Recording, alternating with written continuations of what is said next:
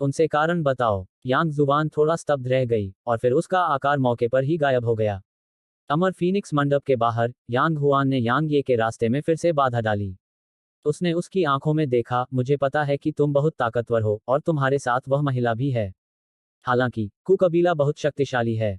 समझे? यांग ये ने सिर हिलाया, सभी बड़े कबीले शक्तिशाली हैं। मैं समझती हूँ। यांग जुबान ने पूछा, आप समझते हैं फिर भी जाने का इरादा रखते हैं? यांग ये ने यांग जुबान की ओर देखा और कहा, मैं उनसे यह नहीं लेने जा रहा हूँ, मैं केवल उनसे कुछ उधार लेने जा रहा हूँ। यांग जुबान ने पूछा, अगर वे मना कर दें तो क्या होगा?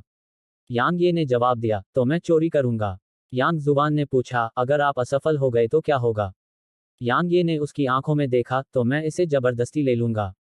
यांग जुबान की आंखों के कोने हल्के से फड़क उठे। उसने उसे बहुत देर तक देखा और फिर कहा, कु कबीले में सिर्फ एक ही मुख्य वंश है, इसलिए इसके सदस्य बहुत कम हैं। हालांकि वह एक पल के लिए रुकी और बोली, यंग कबीला 8 कबीलों में सबसे मजबूत है, और फिर हमारे यांग कबीले और वो कबीले हैं। हालांकि क्या आप जानते हैं कि यंग कबीला भी कु कबीले को जल्दबाजी में नाराज नहीं करेगा? यह सिर्फ यंग कबीला ही नहीं है, यहाँ तक कि हमारे यांग कबीले के अनुयायी भी कु कबीले को जल्दबाजी में नाराज नहीं करेंगे। यांग ये ने पूछा, क्यों? यांग जुबान ने अपना सिर हिलाया, मुझे असली कारण नहीं पता। हालांकि उनके शिष्य बहुत मजबूत हैं। यांग ये ने सिर हिलाया। उसने एक और शब्द नहीं कहा और बस चला गया।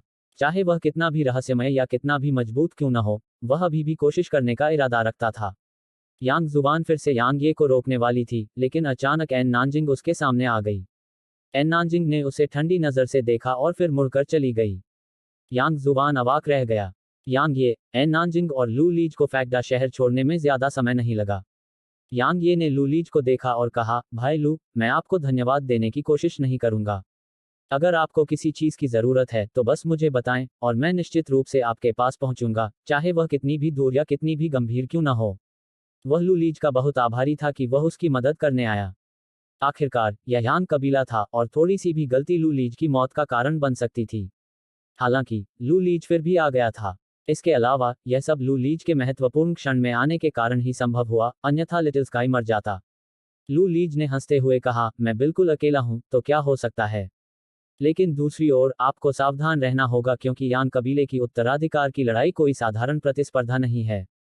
यांग ये ने सिर हिलाया, भाई लू, बेहतर होगा कि आप हमारे साथ कु कबीले में न आए। चलो हम खुद चलते हैं।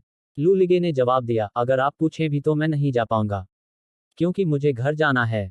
मैं अब पुनर्जन्म क्षेत्र में हूँ, इसलिए मैं घर वापस जा सकता हूँ और कुछ ऐसे काम कर सकता हूँ जो मैं पहले नहीं कर पाया था। यांग ये ने पूछा, क्या आपको मदद चाहिए? लू लिगे ने अपना सिर हिलाया, मैं यह काम खुद करना चाहता हूँ। अपना ख्याल रखना। यांग ये ने सिर हिलाया, आप भी। अलविदा। लू लिगे ने अपनी मुट्ठी बांधी, अलविदा। जैसे ही उसने बोलना समाप्त किया, वह प्रकाश की किरण में परिवर्तित हो गया और आकाश में लुप्त हो गया। लू लिगे के चले जाने के बाद यांग ये ने एन नानजिंग की ओर देखा, चलो हम भी चलते हैं। उनकी आकृतियां मौके पर ही गायब हो गईं। यांग ये ने यात्रा करते हुए अचानक पूछा, आपके सभी 6 इरादे जेनिथ रैंक पर हैं? एन नानजिंग ने अपना सिर थोड़ा हिलाया, नहीं। यांग ये हैरान था, फिर कैसे? उसने जवाब दिया, एक गुप्त तकनीक। यह मेरे विलय किए गए इरादों को थोड़ी देर के लिए जेनिथ रैंक में बढ़ा देता है। तो यही कारण है। यांग ये ने सिर हिलाया। अगर एन नानजिंग ने सभी 6 इरादों के साथ जीनिथ रैंक हासिल कर ली होती, तो यह वास्तव में बहुत भयानक होता। आखिरकार वह केवल पुनर्जन्म क्षेत्र में थी। इसके अलावा उसके इरादे अभी कुछ समय पहले ही रिटर्नल रैंक तक बढ़े थे। अगर उसने उन्हें पहले ही जीनिथ रैंक तक सुधार लिया होता, तो दूसरे लोग साधना करना छोड़ सकते थे। भले ही उसने अपने इरादों से वास्तव में जीनिथ रैंक हासिल नहीं की थी, फिर भी यह बेहद भयानक था। यह कहा जा सकता है कि अगर सच्चे दायरे के विशेषज्ञ खुद को नहीं दिखाते हैं, तो व्यावहारिक रूप से कोई भी उसे नुकसान नहीं पहुंचा सकता है। बेशक इस दुनिया में अनगिनत प्रतिभाशाली और विशेषज्ञ थे, इसलिए किसी ने यह कहने की हिम्मत नहीं की कि वे वास्तव में खेती के उसी क्षेत्र में अजेय थे। नानजिंग की हिम्मत नहीं हुई, और यांग ये की भी हिम्मत नहीं हुई। उन्हें स्वर्ग शून्य महाद्वीप को छोड़ने और असीम तारों वाले आकाश में पहुंचने में अधिक समय नहीं लगा। कु कबीला। उनका गंतव्य रहस्यमयी कु कबीला था। हालांकि यांग कबीले के क्षेत्र को छोड़ने के कुछ समय बाद ही वे अचानक रुक गए, एक दूसरे की ओर देखा और उनकी आंखों में गंभीरता की झलक दिखाई दी। क्या मुझे पकड़ लिया गया है? अचानक एक आवाज गूंजी और फिर अचानक एक काले वस्त्र पहने व्यक्ति अंतरिक्ष के एक विस्तार से बाहर आया जो उनसे ज्यादा दूर नहीं था। एक सच्चा क्षेत्र विशेषज्ञ। यांग ये ने अपनी हथेली घुमाई और उसकी मुट्ठी में एक तलवार दिखाई दी। उसी समय उसकी गहन ऊर्जा प्रसारित होने लगी। काले लबादे वाली आकृति यांग ये और एन नानजिंग की दिशा में धीरे धीरे चलने लगी। मैंने कुछ देर तक इस बारे में सोचा और मैंने फैसला किया कि मैं तुम दोनों को जीवित नहीं रहने दूंगा। अन्यथा एक बार जब तुम जीनत दायरे में पहुंच जाओगे तो शायद मैं भी तुम्हारा मुकाबला नहीं कर पाऊंगा। जैसे ही उसने बोलना समाप्त किया, उसने अपना दाहिना हाथ आगे बढ़ाया और पकड़ लिया। टकराना। एक क्षण में यांग यी और एन नानजिंग के चारों ओर का स्थान विकृत हो गया, जबकि ऊर्जा की एक रहस्यमयी लहर उन्हें पूरी तरह से नष्ट करने के इरादे से नीचे गिर पड़ी। अचानक तलवार की ऊर्जा की एक किरण चमकी और फिर उसके ठीक पीछे सुनहरे प्रकाश की एक किरण चमक उठी। टकराना। एक पल में उनके आसपास की जगह ढह गई और बिखर गई। इस बीच काले कपड़े पहने आदमी के पीछे एक काली छाया दिखाई दी और फिर एक तलवार काले कपड़े पहने आदमी की गर्दन की ओर चली गई। ठीक उसी क्षण काले वस्त्र पहने व्यक्ति ने अपनी दाहिनी हथेली को थोड़ा मोड़ दिया। टकराना। अचानक उसकी पीठ से ऊर्जा की एक लहर निकली और उसने यांग ये को लगभग 10 किलोमीटर दूर तक उड़ा दिया। इस बीच आन नानजिंग काले वस्त्र पहने आदमी के सामने आ गई और उसका भाला तेजी से आगे की ओर बढ़ गया। जिस क्षण आन नानजिंग ने हमला किया, काले वस्त्र पहने व्यक्ति ने अचानक अपना दाहिना हाथ बढ़ाया और आन नानजिंग के भाले की नोक पर टैप किया। झनकार। स्काई स्प्लिट हिंसक रूप से हिल गया और फिर उस पर कार्य करने वाले शक्तिशाली बल ने एन नानजिंग को पीछे की ओर उड़ा दिया। हालांकि उसी समय काले वस्त्रधारी व्यक्ति के पीछे अचानक तलवार की ऊर्जा की एक किरण प्रकट हुई और काले वस्त्रधारी व्यक्ति ने तेजी से घूमकर अपनी मुट्ठी आगे पटक दी। टकराना। तलवार की ऊर्जा नष्ट हो गई, जबकि यांग ये को लगभग 10 किलोमीटर दूर फिर से उड़ा दिया गया। यांग ये को दूर भगाने के बाद काले लबादे वाला आदमी एक कदम आगे बढ़ा। बस उस कदम ने उसे यांग ये के सामने तुरंत आने दिया और फिर उसने अपनी मुट्ठी फिर से आगे की ओर पटक दी। उसका मुक्का बेहद साधारण था और उसमें गहरी ऊर्जा के कोई लक्षण भी नहीं थे। जहां तक उसके आसपास के स्थान की बात है, यहाँ का स्थान पूरी तरह से शांत था और उसमें बिल्कुल भी हलचल नहीं थी। हालांकि यह बिल्कुल ऐसा ही हमला था जिसने यांग ये के हाव भाव को पूरी तरह बदल दिया। इस बार उसने लापरवाही से काम करने की हिम्मत नहीं की। उसका वध करने का इरादा पागलपन से बाहर निकलकर उसकी तलवार में बह गया और फिर उसने तलवार को दोनों हाथों से ऊपर उठाया और फिर उसे नीचे कर दिया। टकराना। तलवार की ऊर्जा बिखर गई जबकि यांग ये उड़ गया। काले वस्त्र पहने व्यक्ति ने एक और हमला करने की तैयारी की, लेकिन अचानक नानजिंग उसके पीछे आ गई और उसने अपना भाला उसकी पीठ पर क्षैतिज रूप से घुमाया। टकराना। काले वस्त्र पहने आदमी के इर्द गिर्द की जगह तुरंत ही टुकड़ों में बिखर गई और उससे दूर की जगह टूटकर बिखर गई। इस बीच तलवार की ऊर्जा की एक किरण दूर से बिजली की तरह चमकी और यहाँ की जगह अब इन हमलों की ताकत को सहन नहीं कर सकी, जिससे यह पूरी तरह से ढह गई। एक क्षण में जहां वह काले वस्त्र पहने व्यक्ति खड़ा था, वहां से लगभग 10 किलोमीटर का क्षेत्र ब्लैक होल में तब्दील हो गया। अचानक ब्लैक होल सिकुड़ गया और फिर लगातार विस्फोट की आवाजें गूंजने लगीं। ब्लैक होल के भीतर हुए विस्फोटों के कारण उसके आसपास का स्थान हिंसक रूप से कांप उठा। धमाका। एक दर्जन से अधिक सांसों के बाद ब्लैक होल अचानक फट गया और फिर उसमें से दो आकृतियां बाहर निकल आईं। यह है नानजिंग और यांग ये थे। वे लगभग 10 किलोमीटर तक उड़ते रहे। अंततः उन्होंने खुद को रोक लिया और जब उन्होंने चलना बंद किया तो उनके मुंह के कोने से लाल रंग की एक झलक निकली। इस बीच वहां की जगह की मरम्मत शुरू हो गई थी और रहस्यमय ऊर्जा की एक लहर ने इसे पूरी तरह से मरम्मत करने में ज्यादा समय नहीं लिया। उसी समय काले वस्त्र पहने बूढ़ा आदमी फिर से उनकी दृष्टि के क्षेत्र में प्रकट हुआ। यांग ये का चेहरा उतर गया जब उसने यह दृश्य देखा। उसे पता था कि उसने एक सच्चे दायरे के विशेषज्ञ की ताकत को कम करके आंका था। बुरा नहीं, बुरा नहीं। इस बीच काले लबादे वाला बूढ़ा आदमी अचानक बोला, वास्तव में बुरा नहीं है। यह पहली बार है जब मैंने अंधेरे के नियमों का इतना शक्तिशाली संस्करण देखा है। मुझे लगता है कि आपके अंधेरे के नियम चरम पर पहुंच गए हैं। दुर्भाग्य से यह मुझे मारने के लिए पर्याप्त नहीं है। यांग ये ने अचानक कहा, आप यांग शेन हैं। काले लबादे वाले बूढ़े आदमी ने अपना सिर थोड़ा हिलाया। मैं कौन हूं, यह महत्वपूर्ण नहीं है। क्या तुम्हें भी ऐसा नहीं लगता? बोलते बोलते उसने एक कदम आगे बढ़ाया और अपनी हथेली ऊपर उठाई। कुछ देर बाद उसने धीरे से उसे नीचे की ओर दबाया। जिस क्षण उसकी हथेली नीचे उतरने लगी, यांग यी और एन नानजिंग के ऊपर का स्थान अचानक ओवरलैप होने लगा और उनकी ओर दबाव डालने लगा। इसके भीतर की शक्तिशाली शक्ति ने उनकी आकृतियों को लगातार धीमी गति से नीचे उतरने के लिए मजबूर कर दिया। एन नानजिंग और यांग ये ने एक दूसरे को देखा और फिर एक साथ अपने दाहिने पैर नीचे पटक दिए। उसके बाद यांग ये और एन नानजिंग प्रकाश की किरणों में बदल गए जो आसमान में ऊपर की ओर उठी। Bang bang. उनकी संयुक्त ताकतों ने उनके ऊपर की जगह को चीर दिया, लेकिन उन्हें रुकने में ज्यादा समय नहीं लगा। इस समय उनके चेहरे काफी पीले पड़ गए थे और उनके मुंह के कोने से ज्यादा खून बह रहा था। कहने की जरूरत नहीं है, तुम दोनों वाकई बहुत ताकतवर हो। अचानक काले कपड़े पहने बूढ़े आदमी ने फिर से कहा, तुम्हारी प्राकृतिक प्रतिभा और ताकत इतनी जबरदस्त है कि मुझे भी अपनी क्षमता पर शर्म आती है। तुम्हारी उम्र में मैं तुमसे कहीं कमतर था। दुर्भाग्य से तुम बहुत छोटे हो। बोलते बोलते वह अपनी बात जारी रखने ही वाला था, लेकिन यांग ये ने अचानक एक कदम आगे बढ़ाया और अपना दाहिना हाथ आगे बढ़ाया। स्ट्रोई, मुझे अपनी तलवार उधार दो। 3 सांसों के बाद भी उसे कोई उत्तर नहीं मिला। यांग ये ने पलकें झपकाईं और फिर बोला, स्ट्रोई, मुझे अपनी तलवार उधार दो। 3 और सांसें बीत गईं, लेकिन उसे अभी भी कोई उत्तर नहीं मिला। यांग ये का चेहरा काफी भद्दा हो गया। उसने जल्दी से अपनी चेतना को अपने शरीर में डुबो दिया, और जब उसने उसे देखा तो उसका चेहरा और भी भद्दा हो गया। इस समय स्ट्रोई लिटिल स्काई के बगल में जमीन पर खर्राटे ले रही थी, और लकड़ी की तलवार ठीक उसके नितंब के नीचे थी। यांग ये के पास कहने को शब्द नहीं थे। काले वस्त्र पहने बूढ़े व्यक्ति ने यांग ये को कोई समय नहीं दिया। उसी समय जब यांग ये की चेतना उसके शरीर में समा गई थी, बूढ़े व्यक्ति की आकृति काली रोशनी के एक स्तंभ में बदल गई थी जो यांग ये और एन नानजिंग की ओर बढ़ रही थी। एन नानजिंग ने यांग ये की ओर देखा, और फिर उसने अपना दाहिना पैर नीचे पटका और एक सुनहरी रोशनी की किरण में तब्दील हो गई जो बूढ़े आदमी की ओर बढ़ी। आदिकालीन शिवालय में यांग ये के क्लोन ने जल्दी से स्ट्रोई को जगाया।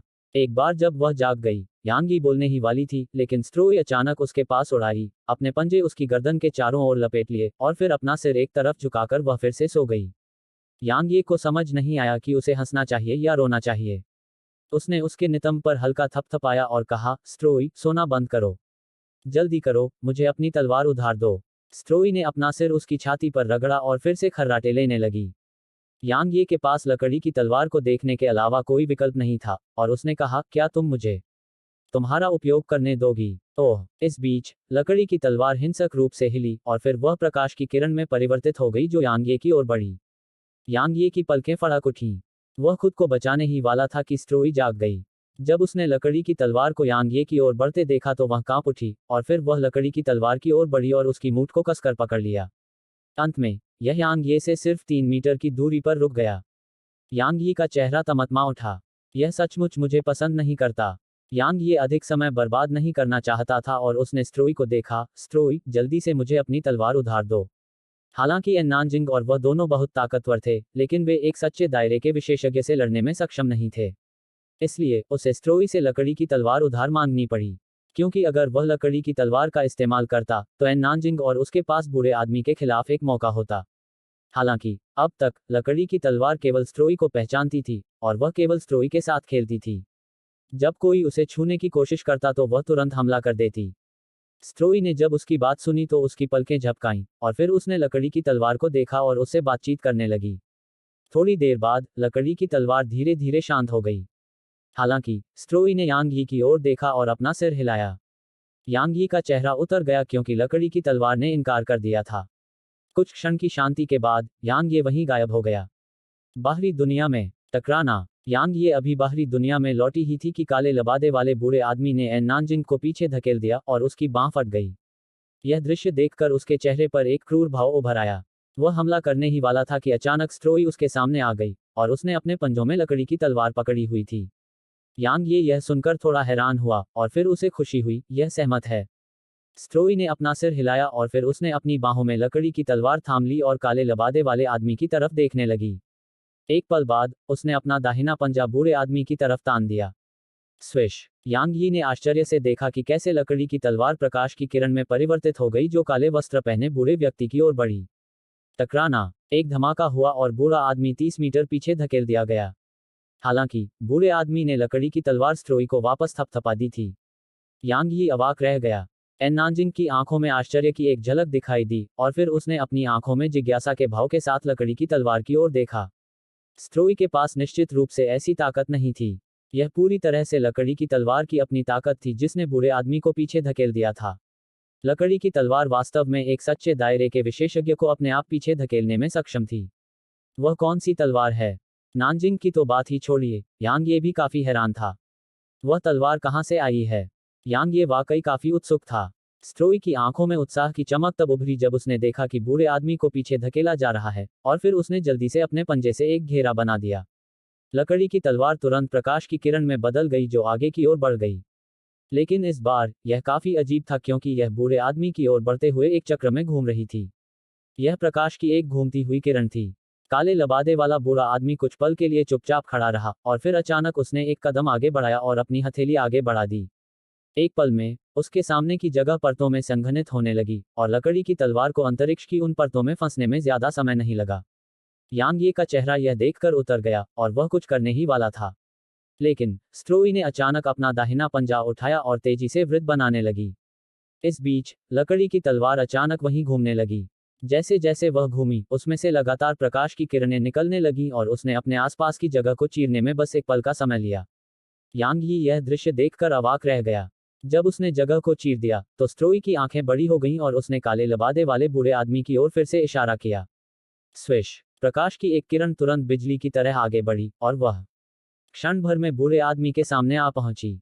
इस बीच बूढ़े आदमी ने अपनी दाहिनी मुट्ठी बंद की और प्रकाश की किरण पर मुक्का मारा। धमाका! एक बहुत बड़े क्षेत्र में जगह हिंसक रूप से हिल गई और फिर लकड़ी की तलवार उड़ गई। हालांकि बूढ़े आदमी को भी 30 मीटर पीछे धकेल दिया गया। स्ट्रोई ने पलकें झपकाईं और फिर उसने बूढ़े आदमी की ओर फिर से इशारा किया। हालांकि लकड़ी की तलवार बूढ़े आदमी की ओर नहीं उड़ी, बल्कि उसकी ओर वापस उड़ गई। उसके बाद वह थोड़ा हिली और ऐसा लगा जैसे वह उससे बात कर रही हो। स्ट्रोई को यांग यी की ओर देखने और अपने पंजे हिलाने में अधिक समय नहीं लगा। थोड़ी देर बाद यांग ये को समझ में आया कि उसका क्या मतलब था। स्ट्रोई उसे हमला करने के लिए कह रही थी क्योंकि लकड़ी की तलवार में अब और आत्मिक ऊर्जा नहीं बची थी, इसलिए उसे इसके भंडार को फिर से भरना था। जैसे ही उसने उसे यह बताना समाप्त किया, स्ट्रोई ने लकड़ी की तलवार को अपनी बाहों में ले लिया और यांग ये के पीछे चली गई और फिर उसने लकड़ी की तलवार की दिशा में अपना मुंह खोला। एक पल में दूधिया सफेद आत्मा ऊर्जा की अनगिनत किस्में उसके मुंह से बाहर निकल गईं और उन्हें तुरंत लकड़ी की तलवार ने अवशोषित कर लिया। यांग यी यह दृश्य देखकर अवाक रह गया। तो यह वही तलवार है। अचानक काले लबादे वाले बूढ़े आदमी ने अचानक कहा, मैं वाकई हैरान हूं। मुझे उम्मीद नहीं थी कि यह तुम्हारे पास होगी। यांग ये ने बूढ़े आदमी को देखा, तुम्हें पता है यह क्या है? बूढ़े आदमी ने सवाल करते हुए जवाब दिया, तुम्हें नहीं पता? यांग ये ने अपना सिर हिलाया, मुझे अभी भी नहीं पता। बूढ़े आदमी ने सिर हिलाया, इससे कोई फर्क नहीं पड़ता। चूंकि यह तुम्हारे पास है, इसलिए जब तुम थोड़े मजबूत हो जाओगे तो मैं भी शायद तुम्हारा मुकाबला नहीं कर पाऊंगा। इसलिए तुम्हें अभी मर जाना चाहिए। जैसे ही उसने बोलना समाप्त किया, उसने अपने दाहिने पैर को अपने नीचे की जगह पर टैप किया और फिर उसका आकार तुरंत काली रोशनी के एक खंभे में बदल गया जो आगे की ओर बढ़ गया। जहां भी वह गुजरा, अंतरिक्ष ढह गया और एक पल में नष्ट हो गया। इस बीच आन नानजिंग यांग ये के पास आ गई। वे दोनों एक पल के लिए चुप हो गए और फिर यांग ये ने अचानक अपना पैर नीचे पटका और एक प्रकाश की किरण में तब्दील हो गया जो बिजली के बोल्ट की तरह आगे बढ़ी। पुनर्जन्म की तलवार। इस बीच एन नानजिंग ने अचानक स्काई स्प्लिट को पकड़ लिया और उसे बूढ़े आदमी की ओर फेंक दिया। स्काई स्प्लिट अंतरिक्ष को चीरता हुआ आगे निकल गया और फिर वह अचानक उसके पीछे आ गई और उसके आधार पर लात मारी। अनुभव करना। स्काई स्प्लिट की गति विस्फोटक रूप से बढ़ गई और वह यांग यी के पास से निकलकर प्रकाश के काले स्तंभ से टकरा गई। टकराना। जैसे ही वे संपर्क में आए, एक विस्फोट हुआ। प्रकाश के काले स्तंभ के भीतर शक्तिशाली ऊर्जा से आकाश का टुकड़ा उड़ गया। लेकिन उसी समय प्रकाश की किरण जिसमें यांग यी बदल गया था, प्रकाश के काले स्तंभ के सामने आ गई थी। टकराना। एक और जोरदार विस्फोट हुआ और फिर उनके चारों ओर तारों से भरा विशाल आकाश हिंसक रूप से हिल उठा। इस बीच आन नानजिंग ने स्काई स्प्लिट को अपनी मुट्ठी में लेकर एक बार फिर हमला किया। उसके बाद स्वर्णिम प्रकाश और तलवार ऊर्जा की अनगिनत किरणें चमक उठीं। धमाका, धमाका, धमाका, धमाका। लगातार विस्फोट हो रहे थे और यहाँ का स्थान इस प्रकार हिंसक रूप से कांपने लगा मानो यह ढहने के कगार पर हो। इस बीच स्ट्रोई ने लकड़ी की तलवार में आत्मिक ऊर्जा डालना बंद कर दिया था।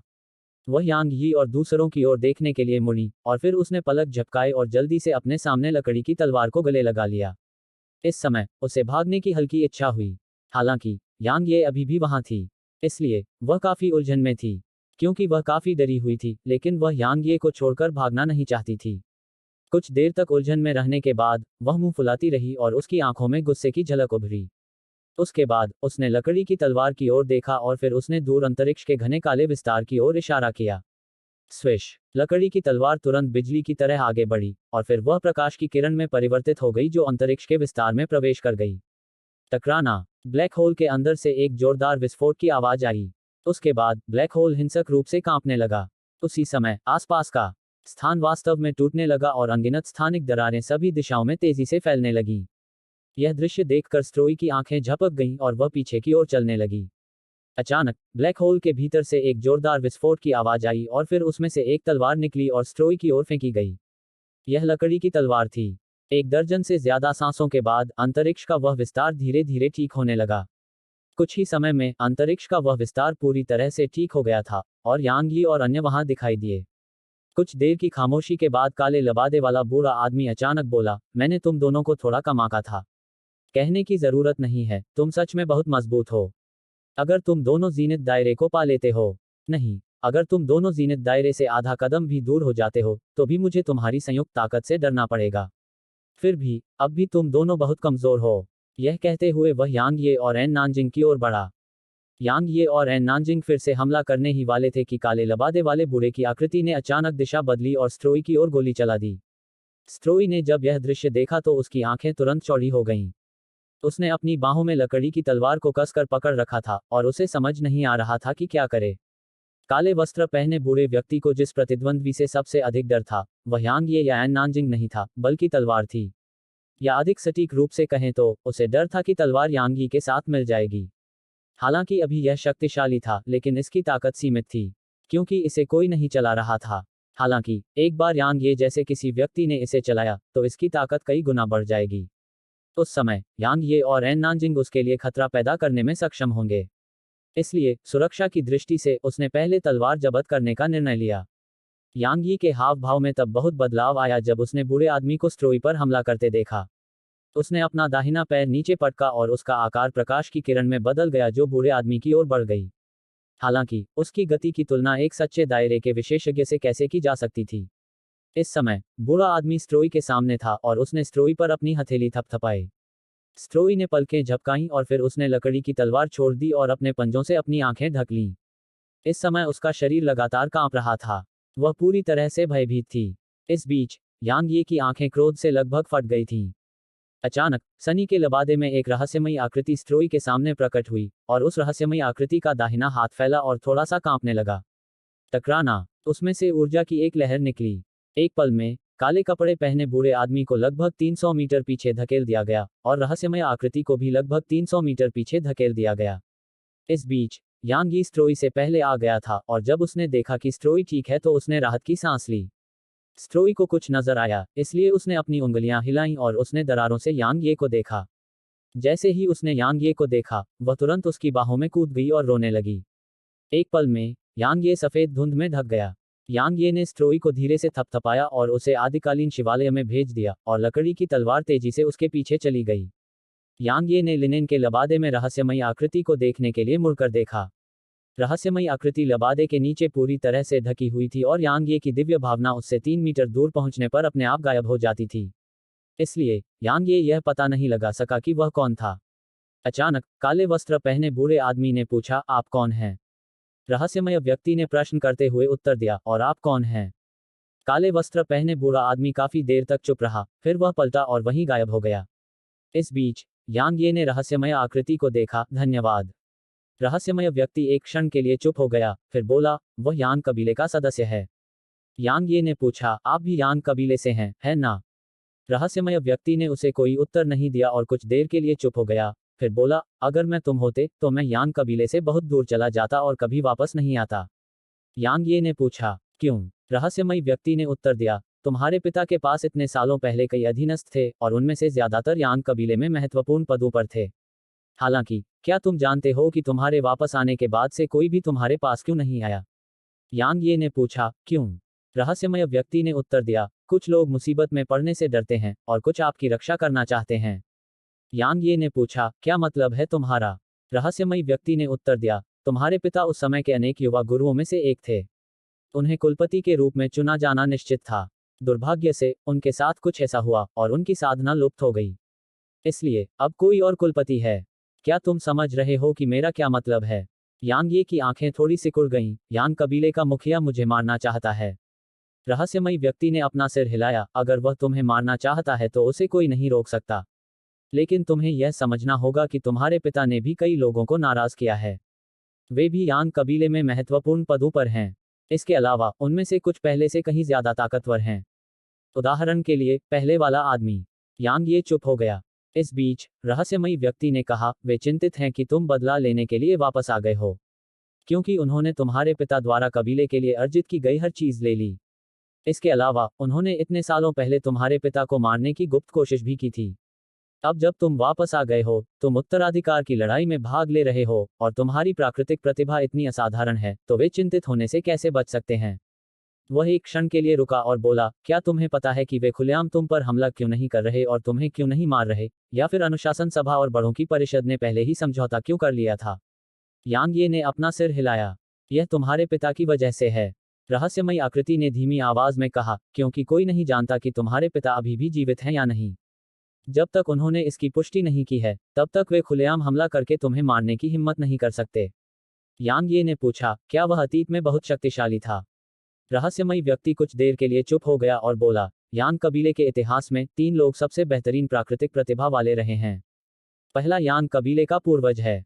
उसने साधना का एक निश्चित स्तर प्राप्त किया, जिससे उसके वंश में परिवर्तन हुआ और फिर उसने यांग कबीले का निर्माण किया। दूसरा तुम्हारा पिता है। उसने कबीले के वंश की बेड़ियों को तोड़ दिया था और वह अपना नया वंश प्राप्त करने वाला था। दुर्भाग्य से, वह दुर्घटना उसके सफल होने से पहले ही घटित हो गई।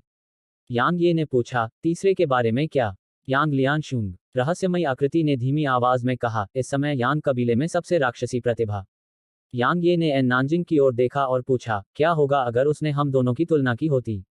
वह तुमसे श्रेष्ठ है। रहस्यमयी आकृति ने उसे यह उत्तर देने में भी संकोच नहीं किया। यांग ये अवाक रह गया। इस बीच रहस्यमयी आकृति ने एन नानजिंग को घूरा, लंबे समय तक चुप रही, और कहा, आप भी बहुत दुर्जय हैं। अगर उससे तुलना की जाए, तो मैं भी निश्चित रूप से यह कहने की हिम्मत नहीं कर सकता कि आप में से किस में बेहतर प्राकृतिक प्रतिभा है। हालांकि अभी आप उसके सामने कहीं नहीं टिक सकते। यांग ये ने जल्दी से पूछा, क्यों। रहस्यमयी आकृति ने धीमी आवाज में कहा, क्योंकि वह कम से कम अभी तो शीर्षस्थ क्षेत्र में है। जीनित क्षेत्र। यांग ये चुप हो गया। एक बार जब ऐसे प्रतिभाशाली लोग जीनित क्षेत्र में पहुंच जाते हैं, तो वे बिल्कुल भयानक हो जाते हैं।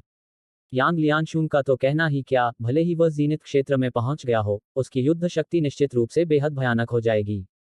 कम से कम उसे सच्चे क्षेत्र के विशेषज्ञों से डरना नहीं पड़ेगा। इस बीच रहस्यमयी आकृति ने कहा, चले जाओ। तुमने अपने दोस्त को बचा लिया है। तुम अपने दोस्त को लेकर मिल्की वे सिस्टम से बहुत दूर जा सकते हो। जितना दूर जाओगे उतना अच्छा होगा। यांग ये एक पल के लिए चुप हो गया और अपना सिर हिलाया। मैं नहीं जा सकता। रहस्यमयी व्यक्ति ने पूछा, क्यों। यांग ये ने जवाब दिया, मैंने एक बार सोचा था कि अगर मैं यांग कबीले में वापस नहीं लौटी और उत्तराधिकार की लड़ाई में भाग नहीं लिया, तो यांग कबीला मेरे साथ परेशानी की तलाश में नहीं आएगा। लेकिन मैं गलत थी। वे जानते हैं कि मैं जीवित हूं और जानते हैं कि मेरे पास क्षमता है, इसलिए भले ही मैं चली जाऊं, फिर भी वे मुझे जीने नहीं देंगे।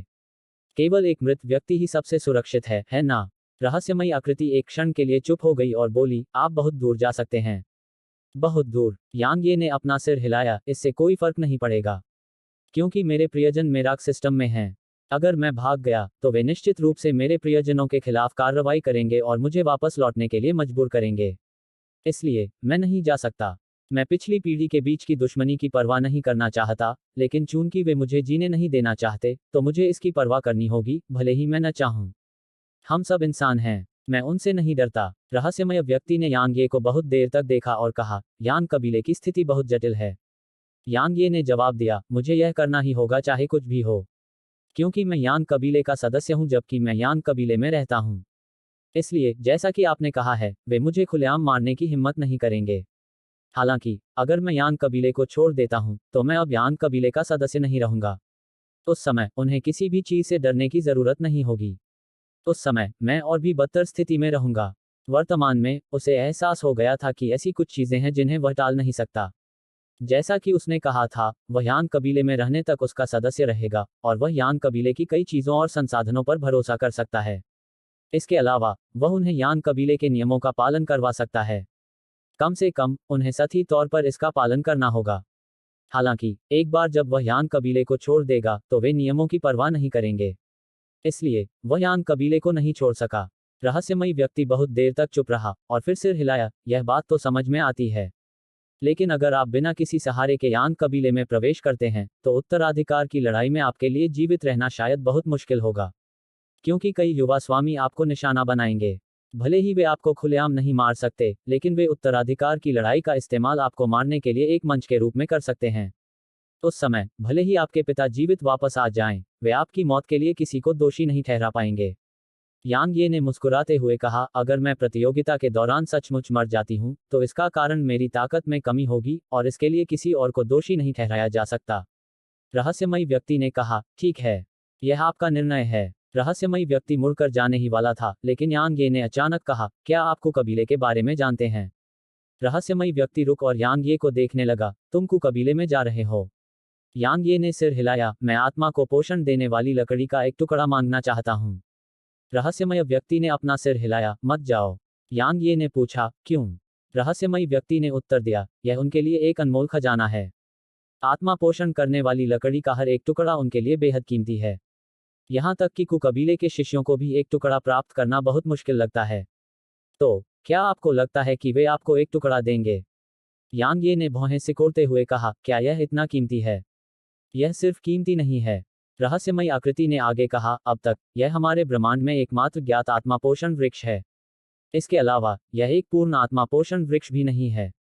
ऐसा लगता है कि यह सालों पहले क्षतिग्रस्त हो गया था, और मैंने सुना है कि यह धीरे धीरे सूख रहा है। तो क्या आपको लगता है कि यह अब सिर्फ कीमती है? यांग ये बहुत देर तक चुप रहा, फिर उसने कहा, क्या कु कबीले के साथ बातचीत करना आसान है? रहस्यमयी व्यक्ति ने उत्तर दिया, यह विषय पर निर्भर करता है। अगर यह आत्मा पोषण वृक्ष है, तो यह निश्चित रूप से बहुत मुश्किल होगा। अगर हमारे कुलपति उनके पास जाते हैं, तो शायद वे उन्हें सम्मान दे सकते हैं, लेकिन अगर आप जाते हैं, अगर मैं ईमानदारी से कहूं, तो वे आपसे मिलने के लिए भी तैयार नहीं हो सकते हैं। यांग ये एक पल के लिए चुप हो गया, और फिर उसने रहस्यमय आकृति को देखा, क्या तुम मेरी मदद कर सकते हो? उत्तर, किससे? यांग ये ने उत्तर दिया, चलो इसे कु कबीले से ले लेते हैं। मुझे दूसरे काम निपटाने हैं। अलविदा। जैसे ही उसने बोलना समाप्त किया, वह रहस्यमय आकृति वहीं गायब हो गई। यांग ये यह दृश्य देखकर अवाक रह गया। वह रहस्यमय व्यक्ति बिना किसी हिचकिचाहट के चला गया। यांग ये वहीं अवाक रह गया। काफी समय बीत गया, फिर यांग ये ने अपना सिर हिलाया। मुझे लगता है कि मैं सिर्फ अपने आप पर भरोसा कर सकता हूँ। हालांकि वह जानता था कि वह जल्दबाजी में काम नहीं कर सकता, क्योंकि रहस्यमयी व्यक्ति के रवैये के आधार पर वह समझ सकता था कि कु कबीला निश्चित रूप से साधारण नहीं था। बेशक वह कोशिश करना चाहता था, चाहे वह कितनी भी असाधारण क्यों न हो। इस बीच एन नानजिंग ने अचानक पूछा, वह कौन था? यांग ये ने अपना सिर हिलाया। दरअसल वह भी इस बारे में उत्सुक था। रहस्यमयी व्यक्ति एक सच्चा क्षेत्र विशेषज्ञ था, इसलिए यांग कबीले में उसका दर्जा निश्चित रूप से कम नहीं था। हालांकि यांग ये जानता था कि उसके पिता निश्चित रूप से वह कारण थे जिसके कारण वह रहस्यमय व्यक्ति उसकी मदद करने के लिए तैयार था। यांग कबीला। यांग ये बहुत देर तक चुप रहा, और फिर उसने अपना सिर हिलाया। वह इस समय तूफान के बीच में था। वह सिर्फ इससे बचना नहीं चाहता था, बल्कि इससे बाहर निकलना चाहता था। ऐसा करने के सिर्फ दो ही तरीके थे। पहला था मर जाना। एक बार वह मर गया, तो सब कुछ खत्म हो जाएगा, और वह स्वाभाविक रूप से बच जाएगा। दूसरा था अपनी ताकत से आगे बढ़ना। उसे इतना मजबूत होना था कि दूसरे लोग उसके साथ मुसीबत मोल लेने की हिम्मत न करें। जहां तक मौत की बात है, तो वह स्वाभाविक रूप से ऐसा विकल्प नहीं चुनेगा। इसलिए उसे मजबूत बनना पड़ा। निरंतर मजबूत बनो, यही उनका वर्तमान लक्ष्य था। यांग ये ने आसपास के माहौल पर नजर डाली, और फिर उसने एन नानजिंग को देखा, आदिकालीन शिवालय में प्रवेश करें। इस घटना का अनुभव करने के बाद यांग ये को पता चल गया कि यांग कबीले के कई लोग उसकी जान लेना चाहते थे। इसलिए वह अब खुले में यात्रा नहीं कर सकता था। वह लगातार उन सच्चे क्षेत्र विशेषज्ञों का सामना नहीं करना चाहता था जो उसे मारना चाहते थे। नानजिंग ने एक क्षण के लिए गहराई से सोचा, और फिर उसने आदिकालीन पैगोडा में प्रवेश करने से पहले सिर हिलाया। जैसे ही वह आदिकालीन शिवालय में प्रवेश कर गई, यांग ये का स्वरूप कांप उठा और छिप गया। वर्तमान में उनके अंधेरे के नियम चरम सीमा पर पहुंच चुके थे। उनके अंतरिक्ष और तलवार क्षेत्र के नियमों के साथ, यह कहा जा सकता है कि जब तक कोई व्यक्ति पहले से ही उन पर ताला नहीं लगाता, तब तक एक सच्चे क्षेत्र विशेषज्ञ के लिए भी उन्हें ढूंढना मुश्किल होगा। जैसे ही यांग ये गायब हुआ, एक भूरे वस्त्र पहने बूढ़ा आदमी वहां प्रकट हुआ जहां यांग ये कुछ क्षण पहले था। एक सच्चा क्षेत्र विशेषज्ञ। एक बार जब भूरे वस्त्र पहने बूढ़ा आदमी यहां प्रकट हुआ, तो पहले वाला रहस्यमयी व्यक्ति यहां एक बार फिर प्रकट हुआ। भूरे वस्त्र पहने बूढ़े व्यक्ति ने रहस्यमय आकृति को देखा, मेरे मन में उनके प्रति कोई बुरी मंशा नहीं है। रहस्यमयी व्यक्ति ने थोड़ा सिर हिलाया, और फिर उसने बूढ़े आदमी की बाईं छाती पर नजर डाली। वहां एक छोटा सा अक्षर था। रहस्यमय व्यक्ति ने पूछा, क्या आप वो कबीले से हैं? भूरे वस्त्र पहने बूढ़े व्यक्ति ने थोड़ा सिर हिलाया, मुझे उस छोटी लड़की की सुरक्षा का जिम्मा सौंपा गया है। रहस्यमय व्यक्ति ने दूसरा प्रश्न पूछा, वह आपके वो कबीले से है? भूरे वस्त्र पहने बूढ़े व्यक्ति ने उत्तर दिया, हाँ। रहस्यमय व्यक्ति काफी देर तक चुप रहा और फिर उसने पूछा, क्या आपका वो कबीला मेरे यांग कबीले के उत्तराधिकार की लड़ाई में भी भाग लेना चाहता है? बूढ़े आदमी ने अपना सिर थोड़ा हिलाया, हमें इसमें कोई दिलचस्पी नहीं है। लेकिन वह उस बच्चे के बहुत करीब है, इसलिए मेरा वो कबीला उसे रोक नहीं सकता। इसलिए हमारे पास उसे गुप्त रूप से बचाने के अलावा कोई विकल्प नहीं है। फिर भी अब आपने मुझे यहाँ रोक दिया है, और उस बच्चे की छिपने की क्षमता के आधार पर मैं भी शायद उसे फिर से नहीं ढूंढ पाऊंगा। रहस्यमयी व्यक्ति ने कहा, कोई बात नहीं। उसके चरित्र के आधार पर उसे बहुत बड़ा हंगामा खड़ा करने में ज्यादा समय नहीं लगेगा। उस समय आपको पता चल जाएगा कि वह कहाँ है। बूढ़े आदमी ने अपना सिर हिलाया और मुस्कुराया, सच। अलविदा। जैसे ही उसने बोलना समाप्त किया, वह रहस्यमय आकृति वहीं गायब हो गई। भूरे वस्त्र पहने बूढ़े व्यक्ति ने एक क्षण तक गहराई से सोचा और फिर वह वहीं गायब हो गया। यांग कबीले के उत्तराधिकार की लड़ाई में 10 दिन से भी कम समय बचा था। लेकिन जहां तक यांग ये का सवाल है, वह सिर्फ लिटिल स्काई को बचाना चाहता था। लिटिल स्काई की आत्मा बुरी तरह घायल हो गई थी। हालांकि प्राइमोर्डियल वायलेट एनर्जी उसकी आत्मा को बिखरने से रोक रही थी, लेकिन वह उसकी आत्मा को ठीक नहीं कर सकी। इसलिए लिटिल स्काई की आत्मा समय बीतने के साथ धीरे धीरे गायब हो सकती है, क्योंकि उसे जो चोटें लगी थीं, वे वाकई बहुत गंभीर थीं। इस प्रकार यांगी ने आत्मा पोषण लकड़ी का एक टुकड़ा प्राप्त करने का दृढ़ संकल्प किया। कुयान प्रणाली। पहले इसे कुयान प्रणाली नहीं कहा जाता था, लेकिन कु कबीले के पूर्वज की याद में इसे बदल दिया गया था, क्योंकि कु कबीले के पूर्वज का नाम कुयान था। कुयान प्रणाली बहुत बड़ी नहीं थी और इसे बहुत छोटा ही कहा जाना चाहिए। पूरी प्रणाली में सिर्फ एक ही बड़ी दुनिया थी, कुयान महाद्वीप।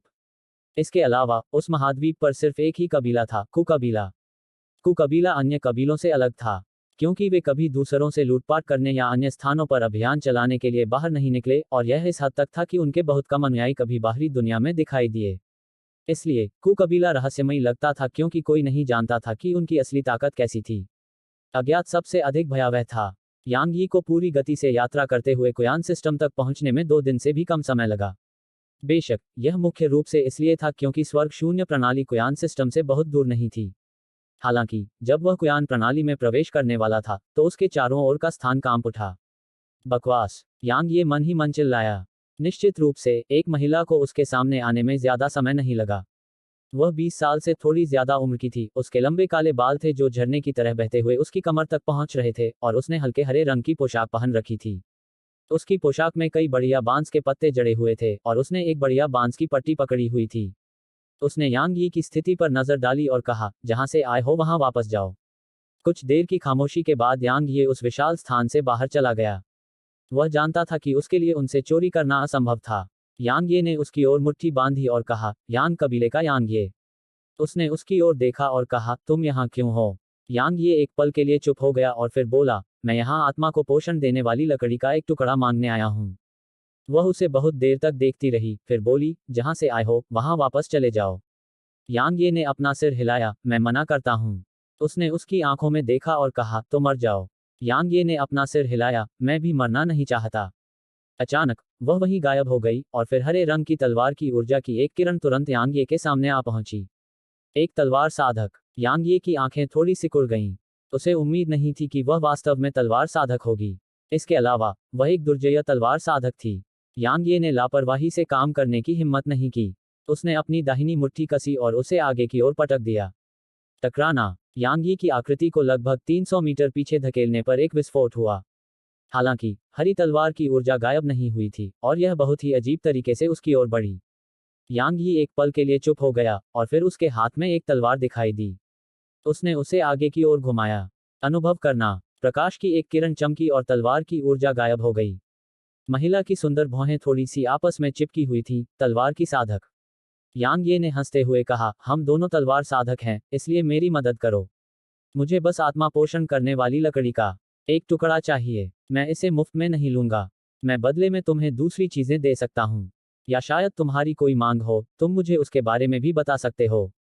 मैं जरूर नहीं। इस बीच महिला ने यांग ये को बीच में टोकते हुए कहा, चले जाओ या मेरे कु कबीले को कोई दया न दिखाने के लिए दोष मत दो। यांग ये एक पल के लिए चुप हो गया और बोला, जब तक आप मुझे एक नहीं देंगे मैं नहीं जाऊंगा। दरअसल वह जानता था कि वह गलत था, और वह बेवजह उनके लिए परेशानी खड़ी कर रहा था। हालांकि इसमें कोई मदद नहीं की जा सकती थी, क्योंकि आत्मा पोषण करने वाली लकड़ी लिटिल स्काई के भाग्य से संबंधित थी। गलत होने का जिक्र किए बिना, चाहे उसे कितनी भी बेशर्मी क्यों न करनी पड़े, वह ऐसा करने को तैयार था। महिला ने यांग ये को बहुत देर तक देखा और फिर अचानक एक कदम आगे बढ़ा दिया। एक पल बाद वह यांग ये के सामने आ गई। बांस की पट्टी बिजली की तरह आगे की ओर बढ़ी और उसका निशाना यांग ये के माथे का केंद्र था। यांग ये वहीं खड़ा होकर मौत का इंतजार नहीं कर रहा था। उसने तुरंत अपनी कलाई घुमाई और अपनी तलवार ऊपर की ओर घुमाई। झंकार, टक्कर की एक कान फाड़ देने वाली आवाज गूंजी और फिर यांग ये और महिला दोनों को बार बार पीछे धकेला गया। इस बीच उसने अचानक यांग ये पर बांस की पट्टी फेंकी।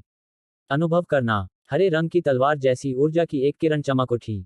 यांग ये ने अपनी तलवार उठाई और उसे घुमाया। टकराना, हरी तलवार की ऊर्जा टुकड़ों में बिखर गई। इस बीच महिला यांग ये के सामने आ गई थी। उसी समय बांस का टुकड़ा चमक उठा और यांग ये के चेहरे की ओर वार किया। ठीक उसी समय जब यांग ये अपनी रक्षा के लिए तलवार उठाने ही वाला था, अचानक उसके चेहरे का भाव बदल गया। क्योंकि बांस की पट्टी अचानक तेज हो गई थी और उसके अंदर की ताकत कई गुना बढ़ गई थी। टकराना, एक विस्फोट हुआ और फिर यांग ये 3 किलोमीटर दूर जा गिरा। जैसे ही उसने खुद को रोका, वह फिर से उसके सामने प्रकट हुई और फिर शक्तिशाली तलवार की लहर ने उसे घेर लिया। रिटर्नल रैंक तलवार इरादा, हरे रंग की तलवार ऊर्जा की अनगिनत किरणें तलवार की मंशा के पीछे पीछे चल रही थीं। धमाका, धमाका, धमाका, धमाका, लगातार धमाके हो रहे थे और यांग यी को भी धमाकों के साथ साथ बार बार पीछे धकेला जा रहा था। कुछ ही देर में उसने उसे 10 किलोमीटर से ज्यादा पीछे धकेल दिया था और वह अभी भी तेजी से पीछे धकेला जा रहा था। टकराना, लगभग 10 सांसों के बाद हरी तलवार की ऊर्जा की एक किरण चमकी और फिर यांग ये 3 किलोमीटर दूर विस्फोट हो गया। इस बीच महिला फिर से हमला करने वाली थी, लेकिन यांग ये अचानक मौके पर गायब हो गया। जब वह गायब हो गया तो उसके चेहरे का हाव भाव पूरी तरह बदल गया था और वह वहां से दूर जाने वाली थी। लेकिन तब तक बहुत देर हो चुकी थी। उसकी गर्दन पर तलवार दबा दी गई। जहां तक ये का सवाल है, जो उससे 3 किलोमीटर दूर था, वह अचानक उसके पीछे आ गया था और उसकी गर्दन पर रखी तलवार उसकी तलवार थी। अंधकार के नियम, उसने अपनी कमजोरी का प्रदर्शन किया और उसे बार बार पीछे धकेलने दिया ताकि वह इस चाल को अंजाम दे सके। यांग ये ने उसे नहीं मारा। वह उनकी मदद लेने आया था, परेशानी खड़ी करने नहीं। उसने तुरंत अपनी तलवार हटा ली और 300 मीटर दूर चला गया। देखो, मेरा कोई बुरा इरादा नहीं है। मैं एक अच्छा इंसान हूँ। मैं सच बोल रहा हूँ। उसने उसकी ओर देखा। आओ, मेरा एक और वार करो। जैसे ही उसने बोलना समाप्त किया, उसने अपनी आंखें बंद कर लीं और फिर उसकी आत्मा उसके शरीर से बाहर निकल गई। उसके बाद प्रकाश की एक किरण चमकी। एक तलवार आत्मा तकनीक। यांग ये की अभिव्यक्ति तुरंत बदल गई। उसे उम्मीद नहीं थी कि वह तलवार आत्मा तकनीक में कुशल होगी। उसने लापरवाही से काम करने की हिम्मत नहीं की और जल्दी से अपनी रिटर्नल रैंक तलवार का इरादा जारी किया और फिर उसने तेजी से अपनी तलवार उठाई और उसे घुमाया। टकराना, एक जोरदार विस्फोट हुआ और फिर यांगी लगभग 10 किलोमीटर दूर जा गिरा। जैसे ही यांगी ने अपनी आकृति रोकी, महिला की आत्मा बांस की पट्टी को अपनी मुट्ठी में लेकर उसके सामने आ गई और फिर उसने उसे फिर से घुमाया। टकराना, यांगी की आंखें थोड़ी सिकुड़ गईं और वह वहीं गायब हो गया। पुनर्जन्म की तलवार, इस बार उसने पीछे हटने की हिम्मत नहीं की और उसने पुनर्जन्म की तलवार को अंजाम दिया। टकराना, एक जोरदार विस्फोट हुआ और फिर तलवार की ऊर्जा की अनगिनत किरणें सभी दिशाओं में फैल गईं। यांग ये को लगभग 3 किलोमीटर दूर फिर से विस्फोटित किया गया था, जबकि महिला की आत्मा उसके शरीर में वापस आ गई थी। हालांकि उसकी आत्मा को फिर से चमकने में बस एक पल लगा और फिर यांग ये के सामने तुरंत प्रकाश की एक किरण आ गई। यह दृश्य देखकर यांग ये की पलकें फड़क उठीं और फिर उसने जल्दी से अपने हाथ ऊपर उठाए। मैं आत्मसमर्पण करता हूँ। जब उसने यह सुना तो उसकी आत्मा तुरंत उससे 3 मीटर दूर रुक गई।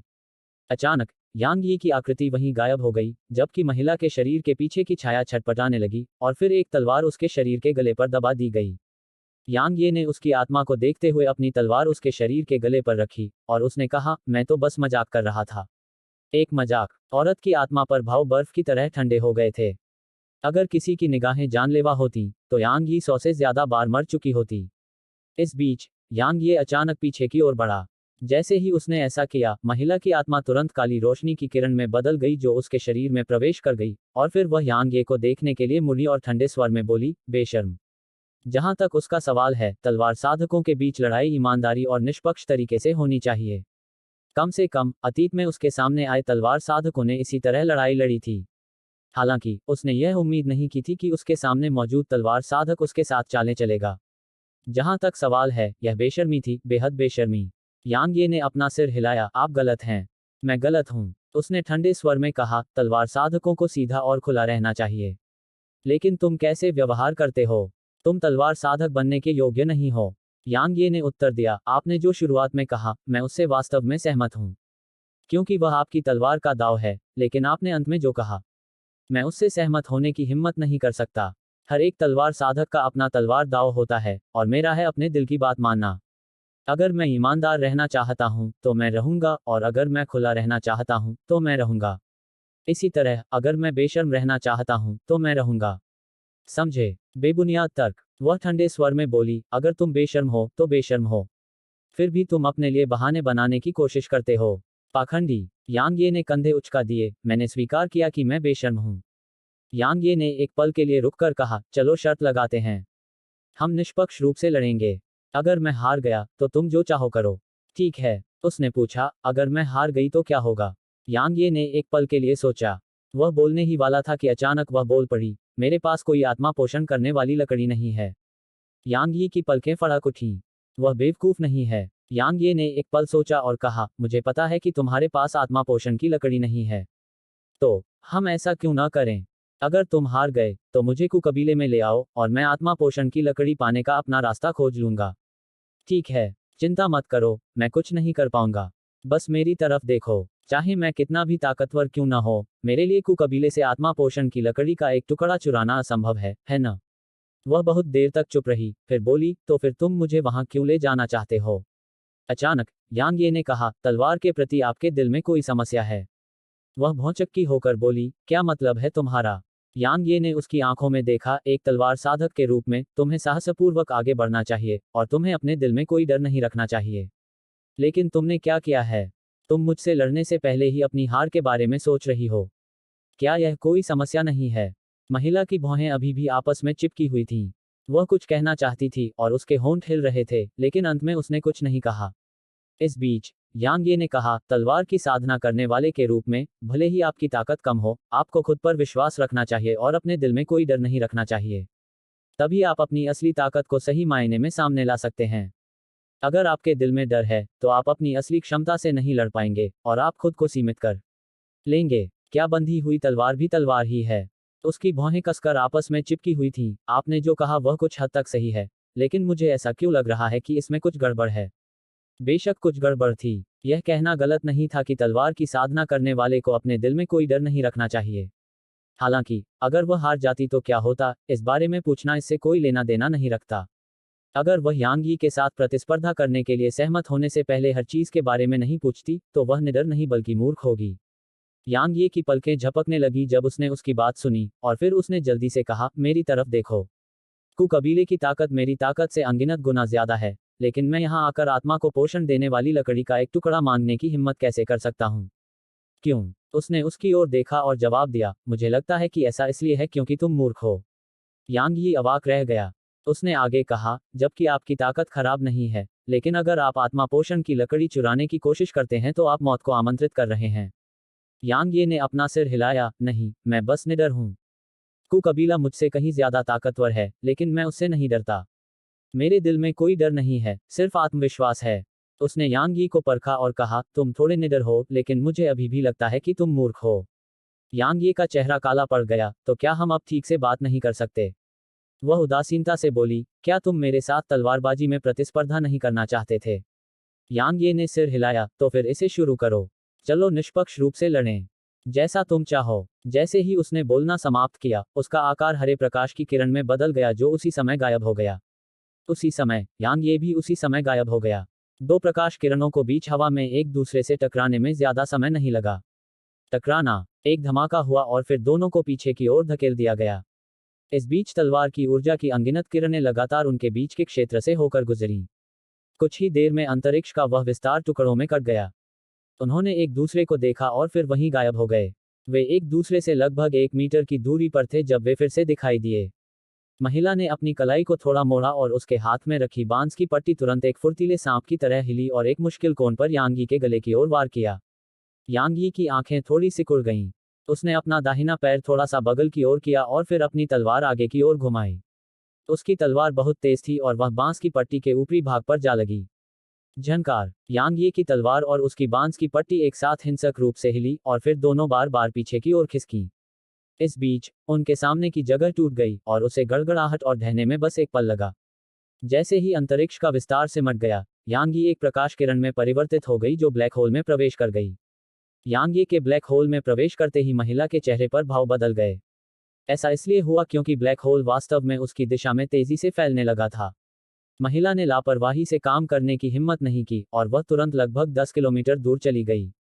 उसी समय उसकी आंखें थोड़ी बंद हो गईं।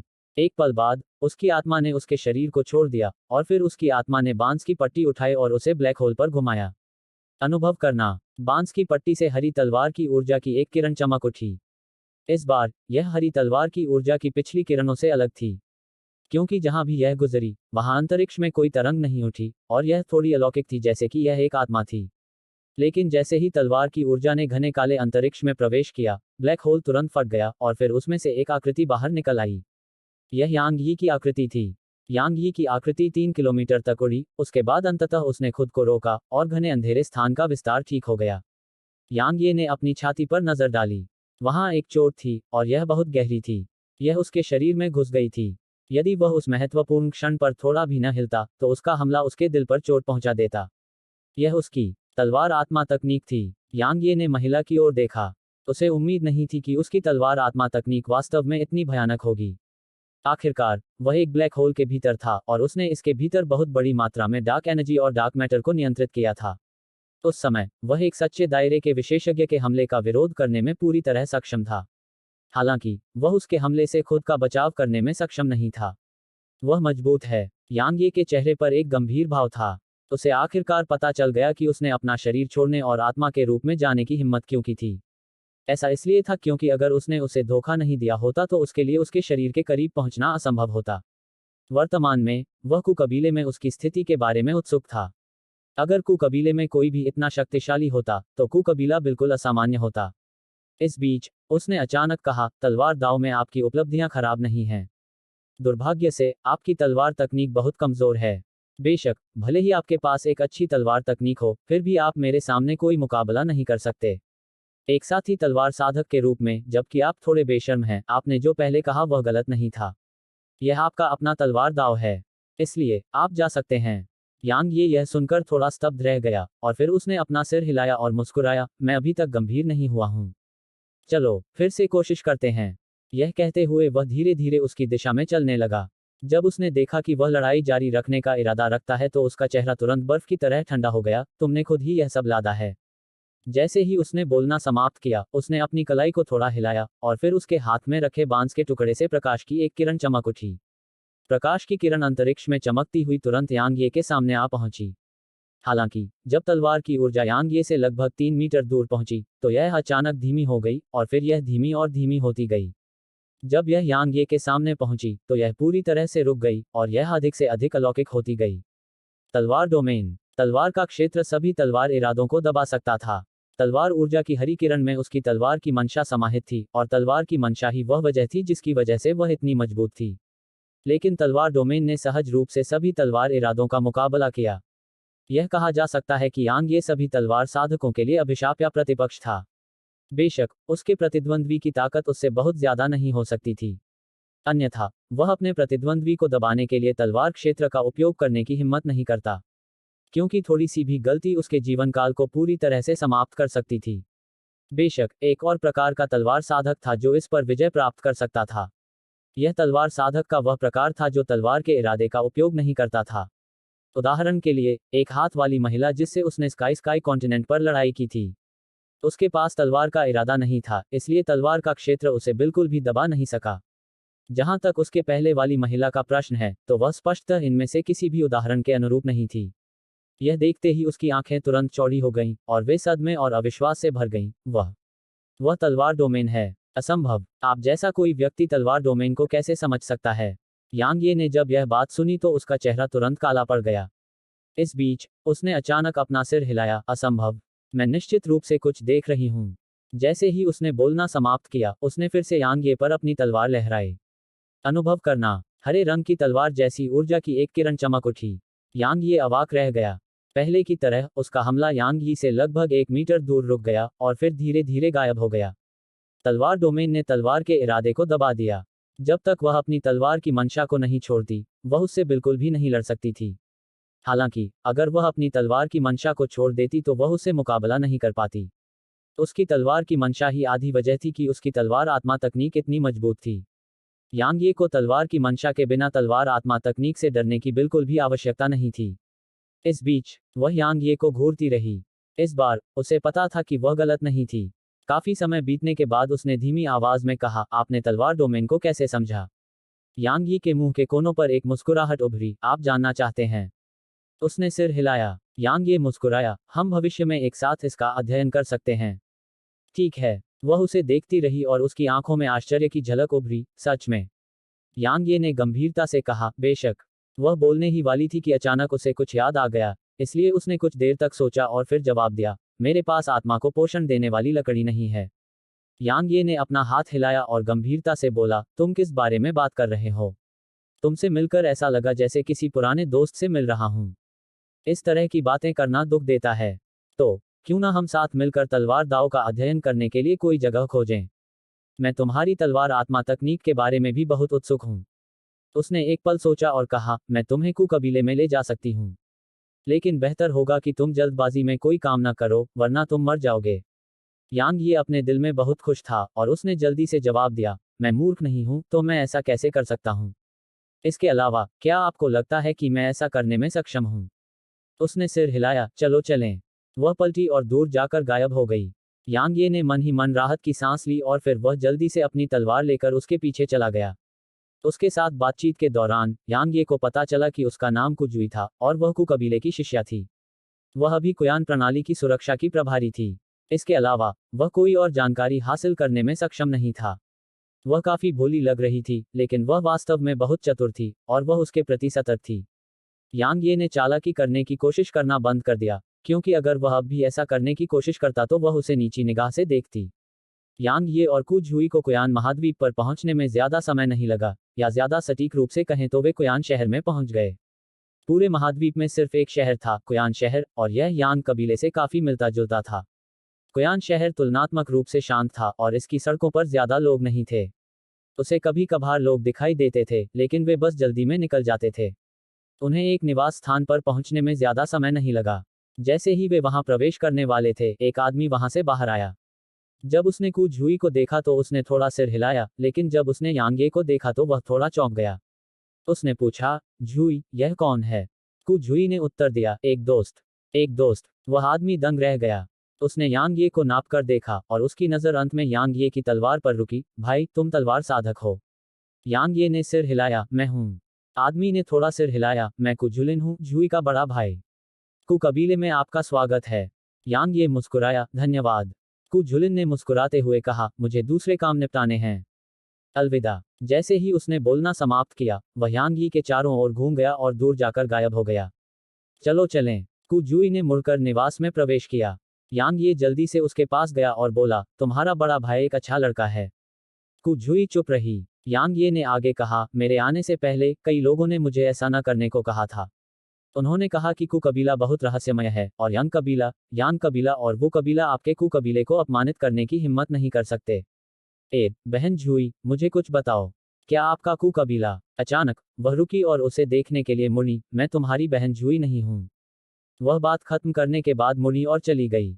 यांग ये तुरंत उसके पीछे गया और बोला, तुम मुझे कहां ले जा रहे हो? उसने कोई उत्तर नहीं दिया और चलती रही। यांग ये ने कंधे उचका दिए और पूछना बंद कर दिया। अब वह बस एक एक कदम आगे बढ़ा सकता था। उन्हें भूमिगत साधना कक्ष तक पहुंचने में ज्यादा समय नहीं लगा और यांग ये को अंततः अपनी योजनाओं का एक मोटा मोटा अंदाजा हो गया। साधना कक्ष में उसने उसे देखा और कहा, आओ मुकाबला करें। यांग ये थोड़ी देर के लिए चुप हो गया और बोला, मुझे आत्मा को पोषण देने वाली लकड़ी का एक टुकड़ा चाहिए। कु झुई ने जवाब दिया, मेरे साथ प्रशिक्षण लो। अगर मैं संतुष्ट हो जाऊंगा तो मैं तुम्हें बताऊंगा कि आत्मा को पोषण देने वाली लकड़ी का एक टुकड़ा कैसे प्राप्त किया जाए। यांग ये ने उसकी ओर देखा और पूछा, सच में? उसने थोड़ा सिर हिलाया, लेकिन आप वास्तव में इसे पा सकेंगे या नहीं, यह आपकी अपनी क्षमता पर निर्भर करता है। यांग ये ने कुछ देर सोचा और सिर हिलाया, ठीक है। फिलहाल उसके पास कोई और विकल्प नहीं था। बल प्रयोग, यह मौत मांगने से अलग नहीं होगा। चाहे वह कितना भी राक्षसी क्यों न हो, उसके लिए पूरे कु कबीले से लड़ना असंभव था। इसे चुराना तो और भी असंभव था। कु कबीले में घुसने से पहले ही उसे पकड़ लिया गया था, और अब जब वह उनके इलाके में था तो शायद उसके विशेषज्ञ उस पर नजर रख रहे थे। इसके अलावा आत्मा पोषण करने वाली लकड़ी कु कबीले के लिए बहुत कीमती थी, इसलिए निश्चित रूप से इसकी रक्षा करने वाले असाधारण विशेषज्ञ होंगे। एक बार जब वह इसे चुराने गया तो यांग कबीला भी शायद उसे बचाने में असमर्थ होगा। उसे उचित तरीकों का उपयोग करना पड़ा। यह एकमात्र रास्ता था। यांग ये ने गहरी सांस ली और कहा, आओ, मैं भी आपकी तलवार आत्मा तकनीक का फिर से अनुभव करना चाहूंगा। कुझुई ने थोड़ा सिर हिलाया और फिर वह वहीं गायब हो गई। वह यांग ही के सामने थी जब उसकी आकृति फिर से प्रकट हुई, और उसने तुरंत अपनी बांस की पट्टी को आगे की ओर धकेल दिया। कहने की जरूरत नहीं है, वह बहुत तेज थी। सिर्फ उसकी चाल ही नहीं, बल्कि उसकी तलवार भी बहुत तेज थी। दुर्भाग्य से यांग ये के पास प्रबुद्ध तलवार हृदय था और उसकी गति उससे ज्यादा तेज थी, जबकि उसकी शारीरिक शक्ति भी उससे ज्यादा थी। यांग ये ने अपनी हथेली उल्टी और उसकी तलवार बांस की पट्टी के ऊपरी हिस्से पर जा लगी। झनकार, कमरे में टकराव की एक स्पष्ट और गूंजती हुई आवाज गूंज उठी। यांग ये की तलवार और कुजुई की बांस की पट्टी हिंसक रूप से हिल गई। एक पल में वे दोनों बार बार पीछे की ओर बढ़े, लेकिन यांग ये को खुद को रोकने में ज्यादा समय नहीं लगा। उसके बाद उसने अपना दाहिना पैर नीचे की ओर टैप किया और एक प्रकाश की किरण में बदल गया जो आगे की ओर बढ़ी। इस बीच कुजुई की आंखें थोड़ी सिकुड़ गईं। उसने बांस की पट्टी उठाई और उसे नीचे पटक दिया। टकराना, एक विस्फोट हुआ। आसपास का इलाका हिंसक रूप से कांपने लगा और फिर कुजुई को लगभग 1 किलोमीटर पीछे धकेल दिया गया। यांग ये ने फिर से हमला नहीं किया। उसने कहा, अपनी तलवार आत्मा तकनीक का उपयोग करो या तुम मेरे लिए कोई मुकाबला नहीं कर सकते। वह झूठ नहीं बोल रहा था। चाहे वह गति हो या ताकत, वह दोनों में ही उससे कमतर थी। तलवार की मंशा के लिए उन दोनों के पास रिटर्नल रैंक तलवार की मंशा थी, इसलिए वह नजदीकी मुकाबले में उसके सामने कोई मुकाबला नहीं कर सकती थी। हालांकि नजदीकी मुकाबले में उसे महारत हासिल नहीं थी। वह जिस चीज में सबसे ज्यादा माहिर थी वह थी तलवार की आत्मा तकनीक, और यही वह चीज थी जिससे यांगी को सबसे ज्यादा डर लगता था। कुजुई ने अपना सिर हिलाया, आपसे लड़ने से मुझे यह समझने का मौका मिला है कि मुझमें क्या कमी है। इसलिए मैं आपकी खूबियों से सीखना चाहती हूँ। यांग ये ने एक पल सोचा और पूछा, क्या आप मुझे तलवार आत्मा तकनीक सिखा सकते हैं? यह देखने के बाद कि यह कितना शक्तिशाली है, वह वास्तव में इसे सीखना चाहता था। कुजुई चुप हो गई और थोड़ा हिचकिचाने लगी। यांग ये ने पूछा, आप नहीं कर सकते? उसने बहुत देर तक सोचा और फिर जवाब दिया, मैं कर सकती हूँ। यांग ये खुश हुआ, सच में? कुजुई ने सिर हिलाया, सच में। हालांकि आपको मुझे सिखाना होगा कि नजदीकी इलाकों और तलवार के क्षेत्र में कैसे लड़ना है। यांग ये ने अपना सिर हिलाया, नजदीकी लड़ाई कोई मुद्दा नहीं है। हालांकि मैं तुम्हें तलवार का क्षेत्र नहीं सिखा सकता। मैं बस इतना कह सकता हूं कि मैं इसे सक्रिय कर सकता हूं और फिर तुम इसे खुद देख सकते हो। इसे समझना तुम्हारे ऊपर है। उसने कुछ देर सोचा और कहा, यह सच है। ठीक है, चलो आगे बढ़ते हैं। जैसे ही उसने बोलना समाप्त किया, वह यांग ये पर आक्रमण करने लगी। उन्हें युद्ध में उलझने में अधिक समय नहीं लगा। यांग यी के नजदीकी मुकाबले में कुशल होने का कारण यह था कि वह अपनी ताकत को बेहतर बनाने के लिए व्यवहारिक रूप से युद्ध पर निर्भर था। जहां तक कुजुई का सवाल है, उसका मुकाबला करने का अनुभव स्पष्ट रूप से उसके जितना प्रचुर नहीं था। इसलिए नजदीकी मुकाबले में वह उसके द्वारा पूरी तरह से दबा दी गई थी। शुरुआत में वह मुश्किल से उससे लड़ पाती थी, लेकिन जैसे जैसे समय बीतता गया, वह धीरे धीरे केवल खुद का बचाव करने में सक्षम हो गई। इसी तरह वे पूरे दिन और रात लड़ते रहे। अंततः दूसरे दिन दोपहर के समय दोनों में लड़ाई बंद हो गई। कुजुई अपनी आंखें बंद करके जमीन पर पैर मोड़कर बैठी थी और वह युद्ध में प्राप्त अनुभव को समझ रही थी। यांग यी उससे कुछ ही दूरी पर पैर मोड़कर बैठा था। वह अपने मन में युद्ध के दृश्यों को दोहरा रहा था और खुद को फिर से परख रहा था। युद्ध के दौरान वह कई मौकों पर बेहतर प्रदर्शन कर सकता था। बेशक उसने उस समय उन तरीकों के बारे में नहीं सोचा था, और जब उसने अपने दिमाग में युद्ध के दृश्यों को फिर से दोहराया, तभी उसे उन तरीकों का ध्यान आया। ठीक इसी तरह लगभग 2 घंटे बीतने से पहले कुजुई ने अचानक अपनी आंखें खोलीं और उसने यांग ये को देखा, मैंने बहुत कुछ सीखा। इस बीच यांग ये ने अपनी आंखें खोलीं और कहा, मैं भी। वह झूठ नहीं बोल रहा था।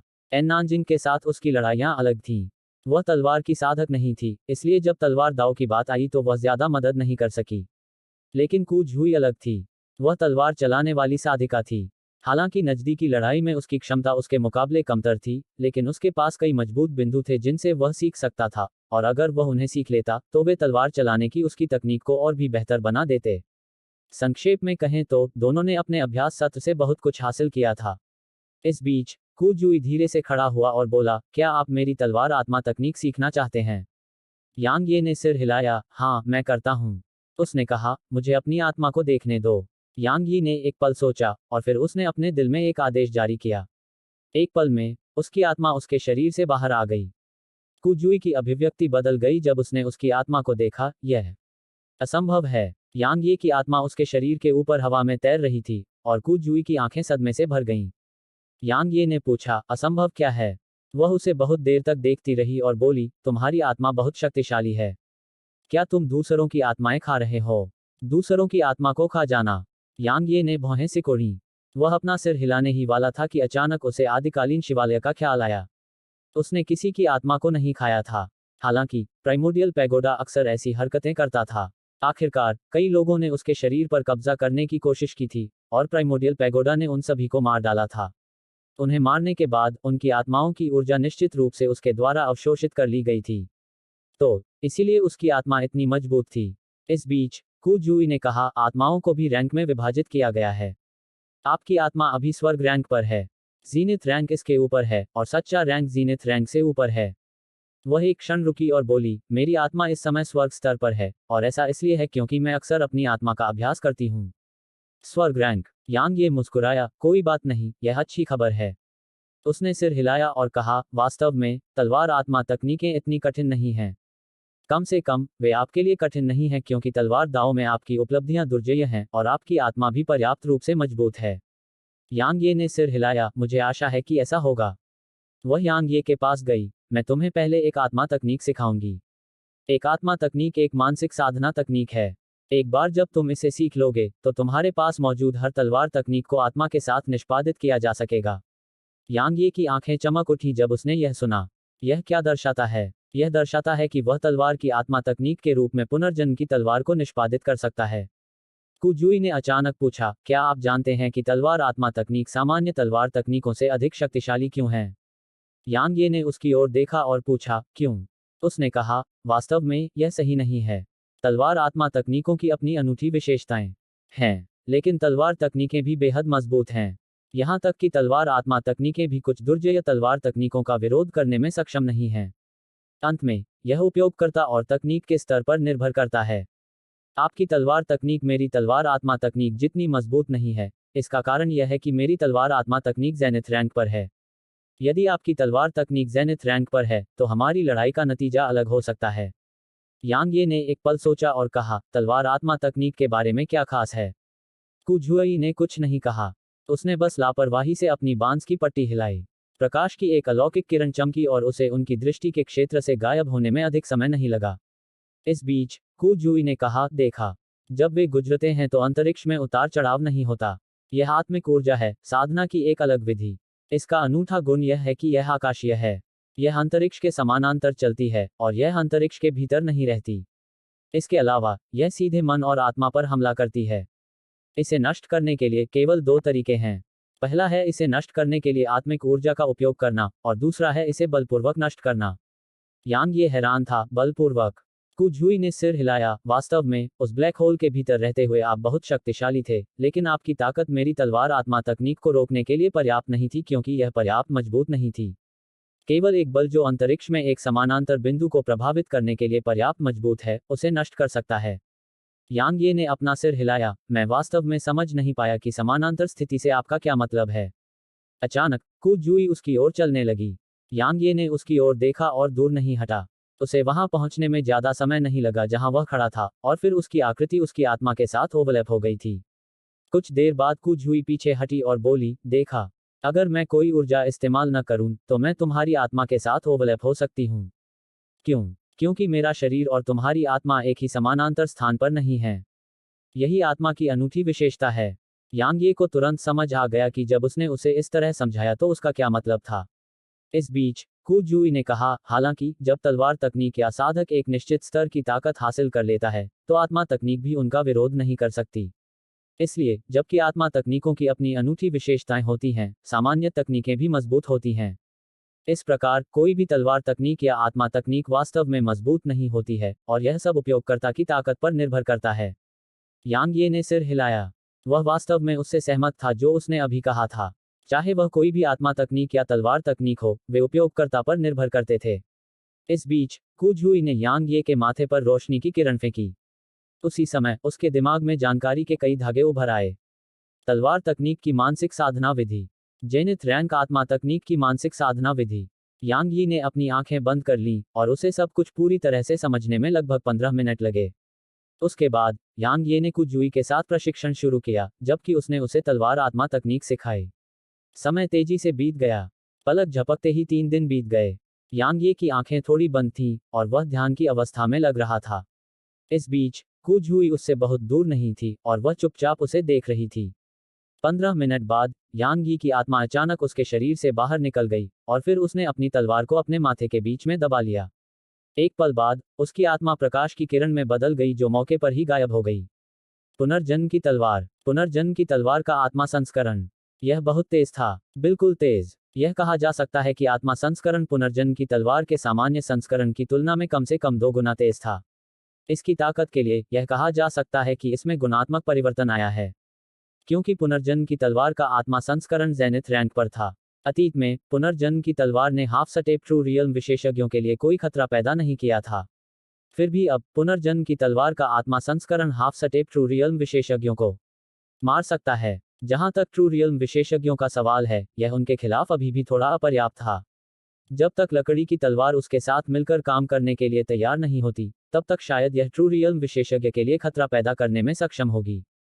उसकी साधना का वर्तमान क्षेत्र सच्चे क्षेत्र से बहुत दूर था और उस अंतर को केवल खजाने और शक्ति के अन्य बाहरी स्रोतों की मदद से पाटना कठिन था। यह उनकी साधना के क्षेत्र में अंतराल के कारण पूर्ण दमन था। यांग यी की आत्मा को उसके शरीर में वापस आने में अधिक समय नहीं लगा और फिर वह उसके शरीर में प्रवेश कर गई। 2 सांसों के बाद यांग ये ने अपनी आंखें खोलीं और कुजुई को देखा। धन्यवाद। पुनर्जन्म की तलवार के उनके आत्मा संस्करण ने शीर्ष रैंक प्राप्त किया था। इसका कारण वह साधना तकनीक थी जो कुजुई ने उन्हें दी थी।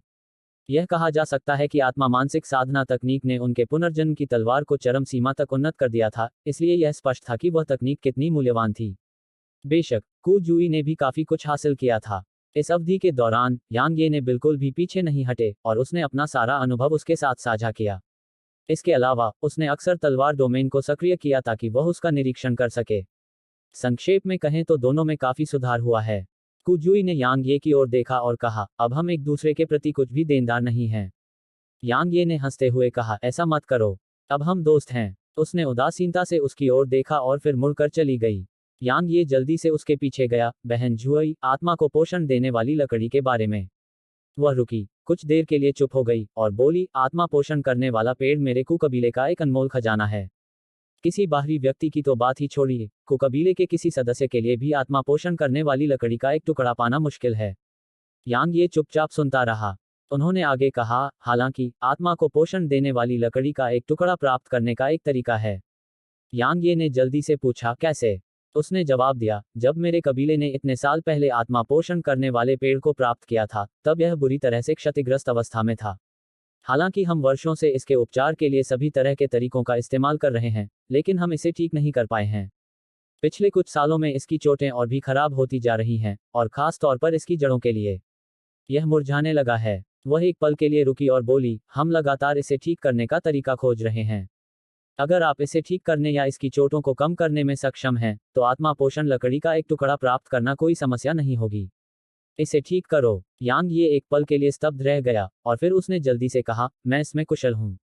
उसके पास आदिम बैंगनी ऊर्जा थी, तो वह क्या ठीक नहीं कर सकता था? कुजुई ने उसकी ओर देखा और थोड़ा संदेहास्पद होकर बोली, क्या आप इसमें कुशल हैं? यांग ये ने तुरंत सिर हिलाया, मैं गंभीर हूं।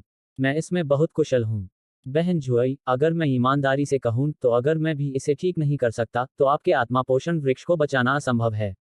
उसने चुपचाप उसकी ओर देखा, लेकिन उसकी आंखें संदेह से भरी थीं। यांग ये ने जोर से हंसते हुए कहा, क्या आप मुझे वहां ले चलेंगे और मुझे कोशिश करने देंगे? ठीक है। उसने एक क्षण सोचा और सिर हिलाया, मेरे साथ बड़े बुजुर्ग से मिलने चलो। यह कहते हुए वह पलटी और वहीं गायब हो गई। यांग ये तुरंत उसके पीछे गया। करीब 15 मिनट बाद कुजुई उसे एक हॉल में ले आया। वे अंदर जाने ही वाले थे कि अचानक एक युवक ने उनका रास्ता रोक दिया। युवक ने यांग यी और कुजुई को देखा और फिर उसने कहा, हम महत्वपूर्ण मेहमानों का मनोरंजन कर रहे हैं, उन्हें परेशान न किया जाए। कुजुई ने यांग ये की ओर इशारा करते हुए कहा, वह आत्मा पोषण वृक्ष का इलाज कर सकता है। युवक ने तुरंत यांग ये को देखा। उसने यांग ये को नाप कर पूछा, वह? उसके स्वर में संदेह का भाव था। यांग ये ने सिर हिलाया, मुझे कोशिश करने दो। आदमी ने अपना सिर हिलाया और उदासीनता से बोला, पुनर्जन्म क्षेत्र। मुझे लगता है कि समय बर्बाद करने की कोई जरूरत नहीं है। नहीं, मेरा मतलब है कि आपको ग्रैंड एल्डर का समय बर्बाद नहीं करना चाहिए। आप। अचानक यांग ये मौके पर ही गायब हो गया। वह युवक के सामने था जब उसकी आकृति फिर से प्रकट हुई, और फिर उसने तेजी से अपनी तलवार खींची और उसे घुमाया। युवक के चेहरे पर अचानक से भाव बदल गए। उसे उम्मीद नहीं थी कि यांग ये अचानक हमला करेगा, और उसने उसे चौंका दिया। इसलिए वह जल्दी से अपनी दोनों मुट्ठियां आगे की ओर पटक सकता था। टकराना। एक जोरदार विस्फोट हुआ और युवक बहुत दूर जा गिरा। इस बीच कू जुई ने जल्दी से यांग ये का रास्ता रोका और गुस्से से बोली, तुम क्या कर रहे हो? यांग ये ने अपनी तलवार म्यान में रखी और उदासीनता से बोला, कुछ नहीं। मेरे हाथों में खुजली हो रही थी। मुझे किसी को मारने का मन कर रहा था। उसकी बात सुनकर कू जुई का चेहरा ठंडा पड़ गया और वह बोलने ही वाली थी। हालांकि यांग ये अचानक युवक के पास गया, पुनर्जन्म क्षेत्र में क्या गड़बड़ है? मुझे बताओ, इसमें क्या गड़बड़ है? कू जुई ने यांग यी की ओर देखा और चुप रही। लेकिन उसकी बांस की पट्टी उसके हाथ में आ गई थी। युवक ने अपनी छाती पर नजर डाली। वहां बहुत लंबा घाव था। कुछ क्षण मौन रहने के बाद उसने यांग ये की ओर देखा, क्या तुम मरना चाहते हो? यांग ये ने ठहाका लगाया और फिर उसका दाहिना पैर जमीन पर थोड़ा मुड़ गया। एक पल में उसका रूप वहीं गायब हो गया। जिस क्षण वह गायब हुआ, कुजूई और उस आदमी के हाव भाव बदल गए। वे हमला करने ही वाले थे, लेकिन तब तक बहुत देर हो चुकी थी। यांग ये युवक के पीछे आ गया था और उसकी तलवार युवक की पीठ पर दबी हुई थी। युवक का शरीर अकड़ गया और वह हिलने की हिम्मत नहीं कर सका। इस बीच कुजुई चुपचाप यांग ये को ठंडी निगाहों से देखती रही, और उसने अपनी बांस की पट्टी को कसकर पकड़ रखा था। अचानक यांग ये ने अपनी तलवार वापस खींच ली और कुजुई के पास वापस चला गया। उसके बाद उसने युवक को देखा और कहा, तुम्हें दूसरों को नीचा क्यों देखना है? एक साधक के रूप में तुम्हें हर समय विनम्र रहना चाहिए, क्योंकि तभी तुम सुधार कर पाओगे। यदि तुम आत्मसंतुष्ट या अभिमानी हो तो तुम कभी सुधार नहीं कर पाओगे। समझे? कुजुई ने यांग ये की तरफ देखा। वह कुछ नहीं बोली, लेकिन उसकी आंखों में बर्फ जैसी ठंड धीरे धीरे गायब हो रही थी। इस बीच यांग ये ने कहा, आपकी ताकत खराब नहीं है। अगर आप मुझसे सामान्य रूप से लड़ते तो परिणाम निश्चित नहीं होता। हालांकि आप मेरा एक भी हमला नहीं रोक पाए। इस तथ्य के अलावा कि मैंने आप पर अचानक हमला किया, एक और कारण है। यह इसलिए है क्योंकि आपने मुझे नीचा समझा। आपने सोचा कि मैं सिर्फ एक पुनर्जन्म क्षेत्र साधक हूं, इसलिए आपने अपने दिल की गहराई से मुझे नीचा देखा, और यही कारण है कि आप इतनी बुरी तरह हार गए। युवक यांग ये को देख रहा था, और उसकी आंखों में दुश्मनी और गुस्सा धीरे धीरे गायब हो रहा था। थोड़ी देर बाद उसने यांग ये की तरफ मुट्ठी बांधी और कहा, आपके मार्गदर्शन के लिए धन्यवाद। यांग ये ने सिर हिलाया, कितना होनहार युवक है। युवक के मुंह के कोने थोड़े से फड़कने लगे और उसका चेहरा काफी बदसूरत हो गया। इस बीच यांग ये ने कहा, कृपया मुझे अपने ग्रैंड एल्डर को सूचित करने में मदद करें। उसे बताएं कि मैं आत्मा पोषण वृक्ष का इलाज करने में सक्षम हो सकता हूं। युवक ने एक क्षण के लिए हिचकिचाते हुए सिर हिलाया, एक क्षण रुको। जैसे ही उन्होंने बोलना समाप्त किया, वे मुड़े और हॉल में प्रवेश कर गए। जब युवक चला गया तो यांग ये ने कुजुई को देखा और पूछा, तुम क्या सोचते हो? उसने उदासीनता से उसकी ओर देखा, तुम क्या सोचते हो? यांग ये ने कंधे उचकाए और कहा, चाहे आप कितना भी समझाएं, उसे अपनी ताकत दिखाना आसान है। एक बार जब वह यह देख लेगा तो वह स्वाभाविक रूप से मुझे नीची नजर से देखना बंद कर देगा। देखो, क्या उसने तुरंत जाकर हमारे आने की सूचना तुम्हारे बड़े बुजुर्ग को नहीं दी? कुजुई ने यांग ये की ओर देखा, क्या तुम हमेशा अपनी मर्जी से काम करते हो? यांग ये ने अपना सिर हिलाया, हमेशा नहीं, कभी कभार। उसने जवाब दिया, तुम अब तक कैसे जीवित रहे? यांग यी के पास कहने को शब्द नहीं थे। कुजुई कुछ कहने ही वाला था कि अचानक वह युवक हॉल से बाहर चला आया और उसने कहा, अंदर आइए। जैसे ही उसने बोलना समाप्त किया, वह पलटा और हॉल में गायब हो गया। कुजुई ने भी अपनी नजर हटा ली और हॉल में गायब हो गई। यांग ये तुरंत उसके पीछे गया। हॉल में मेजबान की सीट पर आलीशान पोशाक पहने एक बूढ़ा आदमी बैठा था। वह कु कबीले का सबसे बड़ा बुजुर्ग कु रोंग था। इसके अलावा हॉल के बाएं और दाएं किनारों पर काले और बैंगनी रंग के कपड़े पहने एक अधेड़ उम्र का आदमी था। जब यांग ये के 3 लोगों के समूह ने प्रवेश किया तो हॉल में मौजूद 3 लोगों की निगाहें तुरंत उन पर टिक गईं। कु रोंग ने यांग ये को देखा और पूछा, युवा भाई, आप कहां से हैं? यांग ये ने सच कहा, यांग कबीला। यांग कबीला। कु रोंग की आंखों में आश्चर्य की एक झलक दिखाई दी। उसने एक बार फिर यांग ये को देखा और पूछा, तुमने कहा था कि तुम आत्मा पोषण वृक्ष का इलाज करने में सक्षम हो। यांग ये ने जवाब दिया, मैं इसकी गारंटी नहीं दे सकता, लेकिन मैं कोशिश कर सकता हूं। कु रोंग ने थोड़ा सिर हिलाया। वह बोलने ही वाला था कि यांग ये के बाईं ओर काले वस्त्र पहने बूढ़े व्यक्ति ने अचानक कहा, कितना हास्यास्पद है। एक साधारण पुनर्जन्म क्षेत्र साधक वास्तव में आत्मा पोषण वृक्ष के उपचार के बारे में बात करता है। यह वास्तव में कितना हास्यास्पद है। यांग ये ने मुड़कर काले लबादे वाले बूढ़े आदमी की ओर देखा, और फिर वह उदासीनता से बोला, यह तुम्हारा कोई काम नहीं है। तुम्हारी हिम्मत कैसे हुई? बूढ़ा आदमी गुस्से से भड़क उठा, और फिर एक भयानक आभा यांग ये की दिशा में टूट पड़ी। आधा कदम सच्चा क्षेत्र। यांग ये की आंखें थोड़ी सिकुड़ गईं। वह अपनी तलवार खींचने ही वाला था कि कुरोंग ने अचानक अपना दाहिना हाथ हिलाया, और ऊर्जा की एक अदृश्य लहर उस क्षेत्र में चमक उठी। एक पल में काले वस्त्र पहने बूढ़े आदमी की आभा बिना किसी निशान के गायब हो गई, और ऐसा लगा जैसे वह कभी वहां थी ही नहीं। Half step true realm. Yang Ye ने ग्रैंड एल्डर की तरफ देखा। उसे एहसास हुआ कि ग्रैंड एल्डर भी हाफ स्टेप ट्रू रियल्म में था। हालांकि ग्रैंड एल्डर ने अभी जो किया था उसके आधार पर ग्रैंड एल्डर शायद काले लबादे वाले बूढ़े आदमी से कहीं ज्यादा ताकतवर था। इस बीच कुरोंग धीरे से खड़ा हुआ, भाई मोलिन, एक जूनियर के स्तर तक क्यों गिर रहे हो? काले लबादे वाले बूढ़े आदमी, मोलिन, ने ठंडी आवाज में कहा और एक शब्द भी नहीं कहा। इस बीच कुरोंग मुस्कुराया, आप सभी ने कहा है कि आप आत्मा पोषण वृक्ष का इलाज कर सकते हैं। चूंकि यह मामला है तो क्यों ना हम इसे आजमाएं।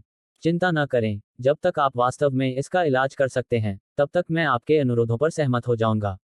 उसने इस बिंदु पर यांग ये को देखा और पूछा, क्या मैं जान सकता हूं कि आप क्या चाहते हैं? यांग ये ने एक पल सोचा और जवाब दिया, मुझे आत्मा को पोषण देने वाली लकड़ी का एक टुकड़ा चाहिए।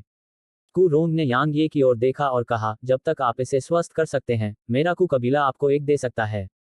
यांग ये ने एक पल के लिए हिचकिचाते हुए कहा, अगर मैं असफल हो जाऊं तो क्या मुझे फिर भी एक मिल सकता है?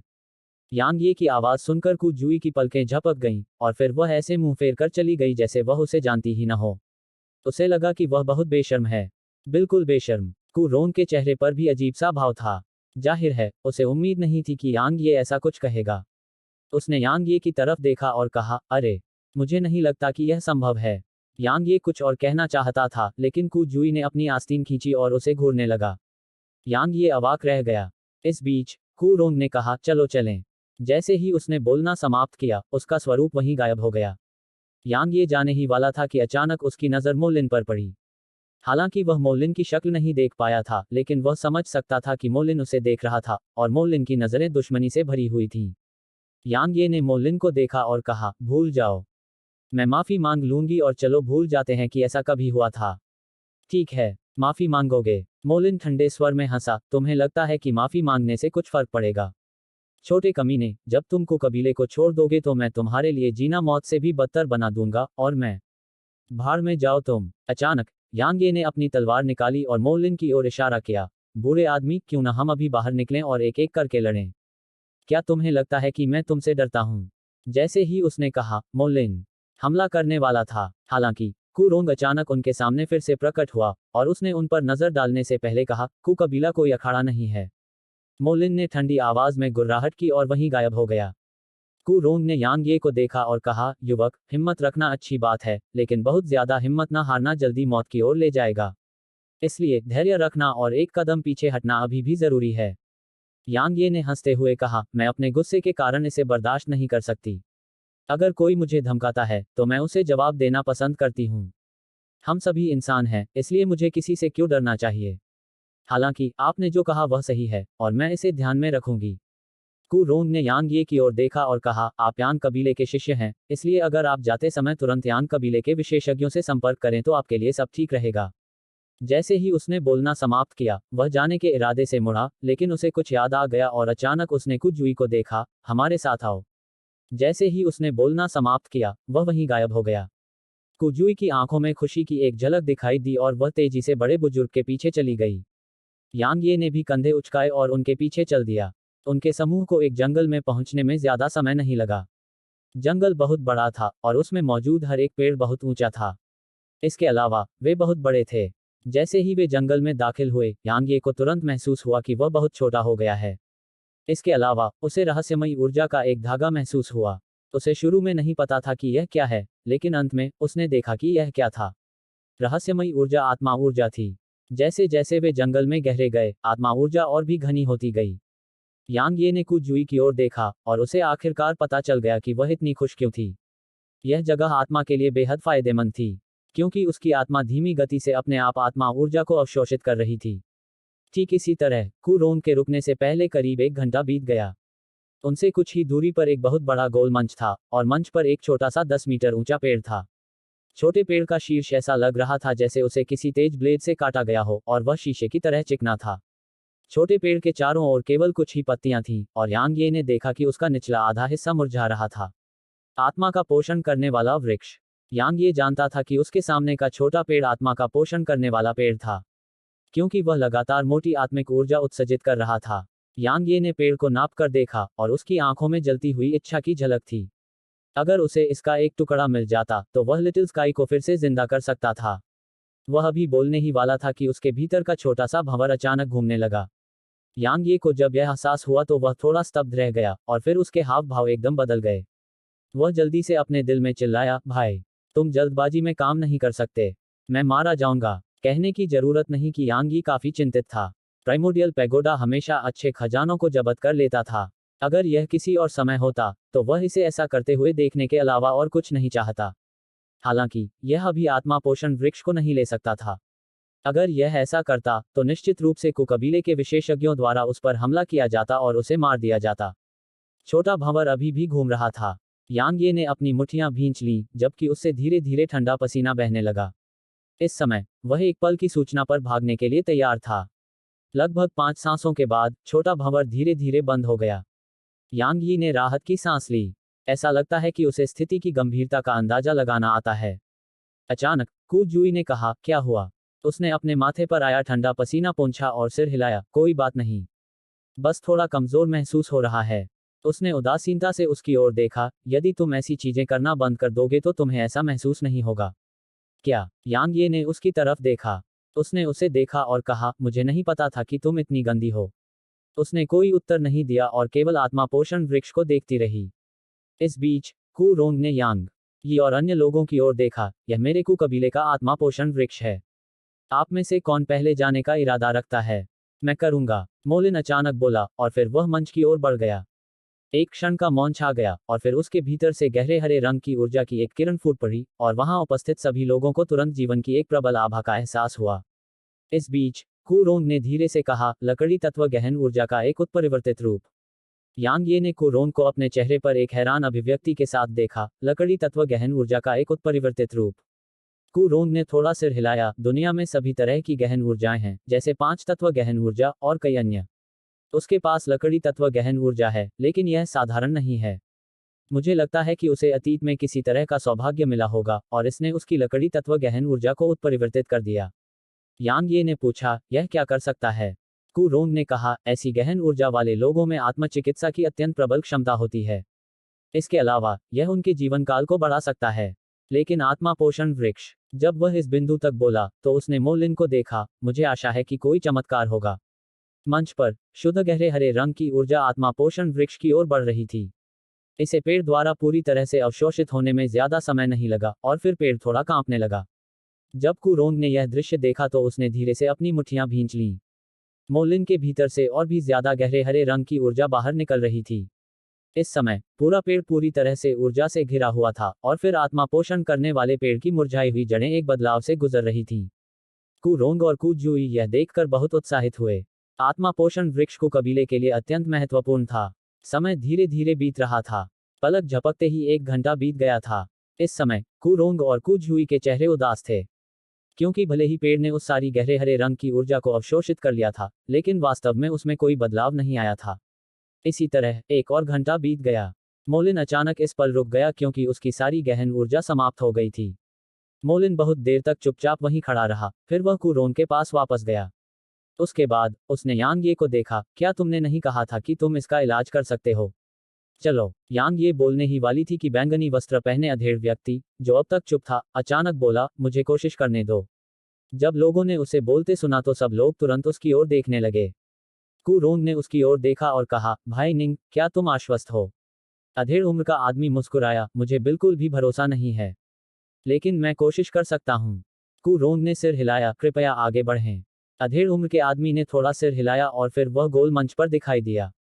वह धीरे धीरे आत्मा पोषण वृक्ष की ओर चला गया और फिर वह चुपचाप उसे बहुत देर तक देखता रहा और फिर अचानक अपना हाथ धीरे धीरे आगे बढ़ाया। जब अधेड़ उम्र के आदमी का हाथ पेड़ को छूने वाला था तो अचानक उसकी आंखों में एक ठंडी चमक चमक उठी और फिर उसने अपना दाहिना हाथ हिलाया।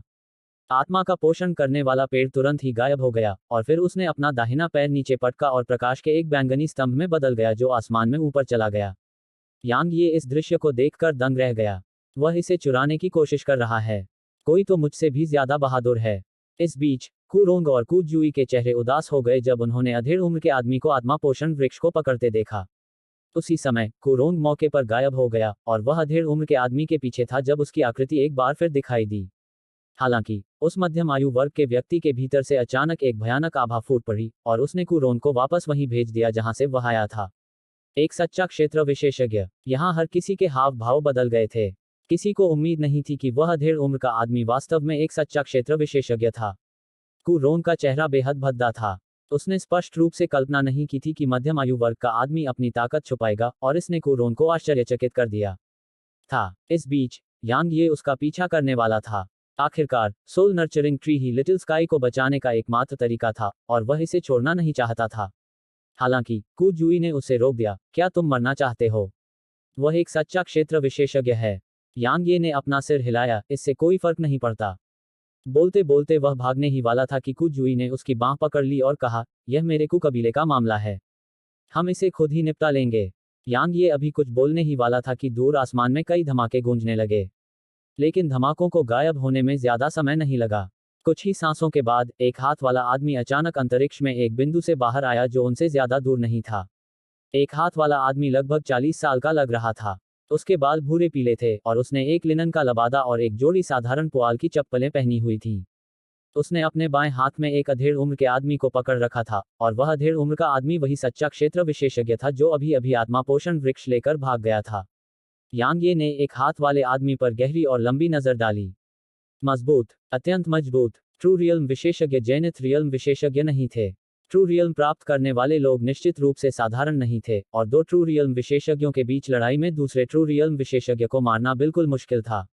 हालांकि एक हाथ वाले व्यक्ति ने मध्यम आयु वर्ग के व्यक्ति को मारने के लिए वास्तव में इतने कम समय का उपयोग किया था। इसलिए यह स्पष्ट था कि एक हाथ वाला व्यक्ति कितना शक्तिशाली था। इस बीच कुजुई और कुरोंग ने एक हाथ वाले व्यक्ति को आदरपूर्वक झुकाया और उनके चेहरों पर स्पष्ट श्रद्धा थी। एक हाथ वाले आदमी ने मध्यम आयु वर्ग के आदमी को कुरोंग की ओर फेंक दिया और फिर वह मुड़ा और चला गया। हालांकि वह अचानक 2 कदम चलने के बाद रुक गया और यांग ये को देखने लगा, तलवार की खेती करने वाला। यांग ये ने एक हाथ वाले आदमी की ओर देखा और सिर हिलाया। हाँ। एक हाथ वाले व्यक्ति ने यांग यी को कुछ देर तक घूरते हुए कहा, मुझे तुम्हारी तरफ से एक जानी पहचानी आभा महसूस हो रही है। तुम मेराक सिस्टम से हो। यांग ये की आंखों में आश्चर्य की झलक दिखी। तुम्हें कैसे पता चला? एक हाथ वाला आदमी थोड़ी देर के लिए चुप हो गया और बोला, तुम बुरे नहीं हो। उसके बोलते ही उसकी आकृति वहीं गायब हो गई। अचानक कुजुई ने पूछा, आप मेराक सिस्टम से हैं? यांग ये ने उसकी ओर देखा और सिर हिलाया। उसने उसकी ओर देखा और एक शब्द भी नहीं कहा। यांग ये ने पूछा, वह कौन था? वह ताकतवर है। कुजुई ने उदासीनता से कहा, कुमिंग, मेरे साथ में चाचा। उन्हें एक बार मिल्की वे रैंकिंग में दूसरा स्थान मिला था। इसके अलावा उन्होंने हाफ स्टेप ट्रू रियल्म में रहते हुए एक ट्रू रियल्म विशेषज्ञ को मार डाला।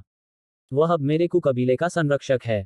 मिल्की वे रैंकिंग। यांग ये ने भौहें सिकोड़ते हुए पूछा, वह क्या है? कुजुई ने उत्तर दिया, आप अभी अभी मेराक सिस्टम से यांग कबीले में लौटे हैं। यांग ये ने सिर हिलाया, मुझे आकाशगंगा प्रणाली के बारे में ज्यादा जानकारी नहीं है। उसने उसकी ओर देखा और समझाया, मिल्की वे रैंकिंग हमारे मध्यम ब्रह्मांड में एक रैंकिंग है और हमारे मध्यम ब्रह्मांड के केवल सबसे उत्कृष्ट प्रतिभाशाली लोगों को ही इस पर स्थान दिया जाता है। वह एक पल के लिए रुकी और आगे बोली, मैं वर्तमान में 19वें स्थान पर हूँ। यांग यी आश्चर्यचकित था, केवल 19 तारीख को। कुजुई ने जब उसकी बात सुनी तो वह गुस्से से उसकी ओर देखने लगी और उसने अपनी मुठ्ठियां भींच ली मानो वह उस पर हमला करने वाली हो। इस बीच कुरोंग ने अचानक कहा, युवा भाई, 19वीं स्थिति बेहद आश्चर्यजनक है। आकाशगंगा प्रणाली के मध्यम ब्रह्मांड में हजारों हजार प्रतिभाशाली लोग हैं। खास तौर पर 8 कुलों में। उनके युवा स्वामी और युवा मिस में से कौन साधारण है? 8 कुलों के अलावा कई अन्य प्रतिभाशाली लोग भी हैं। तो बस इसके बारे में सोचो। क्या इतने सारे लोगों के बीच 19वें स्थान पर आना बहुत मुश्किल नहीं है? यांग ये जोर से हंसा और फिर उसने कुजुई को देखा जो अभी भी गुस्से में था। मेरा मतलब यह नहीं था। मेरा मतलब था कि तुम इतने मजबूत हो फिर भी तुम केवल 19वें स्थान पर हो। इसलिए रैंकिंग काफी डरावनी है। कुजुई का चेहरा थोड़ा नर्म हुआ और उसने कहा, यह आपकी कल्पना से कहीं ज्यादा भयानक है। शीर्ष 10 में शामिल लोग कम से कम जेनिथ दायरे में हैं। इसके अलावा केवल 40 वर्ष से कम आयु के लोगों को ही इसमें स्थान दिया गया है। यांग ये ने सिर हिलाया। यह कोई साधारण रैंकिंग नहीं है। यहां तक उन्होंने कुजुई की तलवार आत्मा तकनीक को कमतर आंकने की हिम्मत नहीं की, लेकिन वह रैंकिंग में केवल 19वें स्थान पर थी। इसके अलावा शीर्ष 10 में वे लोग थे जो जेनिथ दायरे के विशेषज्ञ थे जो 40 वर्ष से कम उम्र के थे। यहां तक राक्षसी प्रतिभाशाली शब्द भी उनका वर्णन करने के लिए पर्याप्त नहीं था। इस बीच कुजुई ने अचानक कहा, चूंकि आप मेराक सिस्टम से हैं, इसलिए मुझे उत्सुकता है कि क्या आप किसी व्यक्ति को जानते हैं। यांग ये ने पूछा, कौन? उसने उत्तर दिया, वह मुक्त। क्या? यांग ये लगभग आश्चर्य से उछल पड़ा, तुम अनफेटेड वन को जानते हो? वह मिल्की वे सिस्टम में गया है। उसने उसकी ओर देखा और कहा, लगता है तुम उसे जानते हो। यांग ये ने घबरा कर कहा, तुम उसे कैसे जानती हो? कुजुई ने अपना सिर थोड़ा हिलाया, नहीं, मैंने सिर्फ उसके बारे में सुना है, क्योंकि उसी ने मेरे 7वें चाचा का हाथ काटा था। यांग ये अवाक रह गया। कुजुई ने आगे कहा, मेरे 7वें चाचा बहुत घमंडी हुआ करते थे। जब उनकी मुलाकात अनफिटेड वन नामक व्यक्ति से हुई, तो उन्होंने कहा कि वे अनफिटेड वन को 3 हमले करने देंगे, उसके बाद ही वे जवाबी हमला करेंगे। यांग यी के पास कहने को शब्द नहीं थे। उसने कहा कि वह अनफिटेड वन को 3 हमले करने देगा, उसके बाद ही वह जवाबी हमला करेगा। यांग ये के चेहरे पर अजीब सा भाव था। यह बिल्कुल अहंकारी है। नहीं, वह मौत को दावत दे रहा था। इस बीच कुजुई ने कहा, एक वार। मेरे 7वें चाचा भी उसके एक वार का विरोध नहीं कर सके। यांग ये ने पूछा, एक भी वार नहीं? कुजुई ने सिर हिलाया, एक भी नहीं। अगर मेरे कु कबीले के विशेषज्ञों ने तुरंत कार्रवाई नहीं की होती, तो मेरे 7वें चाचा को न सिर्फ एक हाथ खोना पड़ता, बल्कि अपनी जान भी गंवानी पड़ती। अनफिटेड वन, यांग ये ने जोर से हंसते हुए कहा। उसे उम्मीद नहीं थी कि अनफिटेड वन वास्तव में मिल्की वे सिस्टम में आ गया है। लेकिन यह समझ में आता है क्योंकि अनफिटेड वन को चुनौती देने के लिए विशेषज्ञों की तलाश में घूमना पसंद था। इसलिए शायद उसके पास मेराक सिस्टम के आसपास के ब्रह्मांडों में कोई और योग्य प्रतिद्वंद्वी नहीं बचा था, इसलिए वह मिल्की वे सिस्टम में आया था। आखिरकार यहाँ और भी कई विशेषज्ञ थे। इस बीच कुजुई ने कहा, उस दिन के बाद से मेरे 7वें चाचा को समझ में आ गया कि हमेशा कोई ना कोई ताकतवर होता है। यह भी एक सिद्धांत है जो वह हमें अक्सर सिखाते हैं। यांग ये ने पूछा, अंत में वह उन्मुक्त व्यक्ति कहाँ गया? उसने उत्तर दिया, मेरे 7वें चाचा के अनुसार वह उस व्यक्ति की तलाश में गए थे जो उस समय आकाशगंगा रैंकिंग में प्रथम स्थान पर था। यांग ये अवाक रह गया। दरअसल यांग ये वास्तव में अनफेटेड वन की प्रशंसा करता था। आखिरकार वह व्यक्ति बहुत ही दुर्जय था। जहां भी मजबूत विशेषज्ञ होते, वहां उसकी किंवदंतियां होती। लेकिन यांग ये को केवल प्रशंसा महसूस होती थी। अनफेटेड वन के पास अपनी तलवार दाव थी, और यांग ये के पास अपनी तलवार दाव थी। तलवार के बारे में उनकी समझ पूरी तरह से अलग थी। जहां तक इस बात का सवाल है कि कौन ज्यादा मजबूत था, यह स्पष्ट था कि अनफेटेड वन की उपलब्धियां निश्चित रूप से उसकी अपनी उपलब्धियों से बेहतर थीं।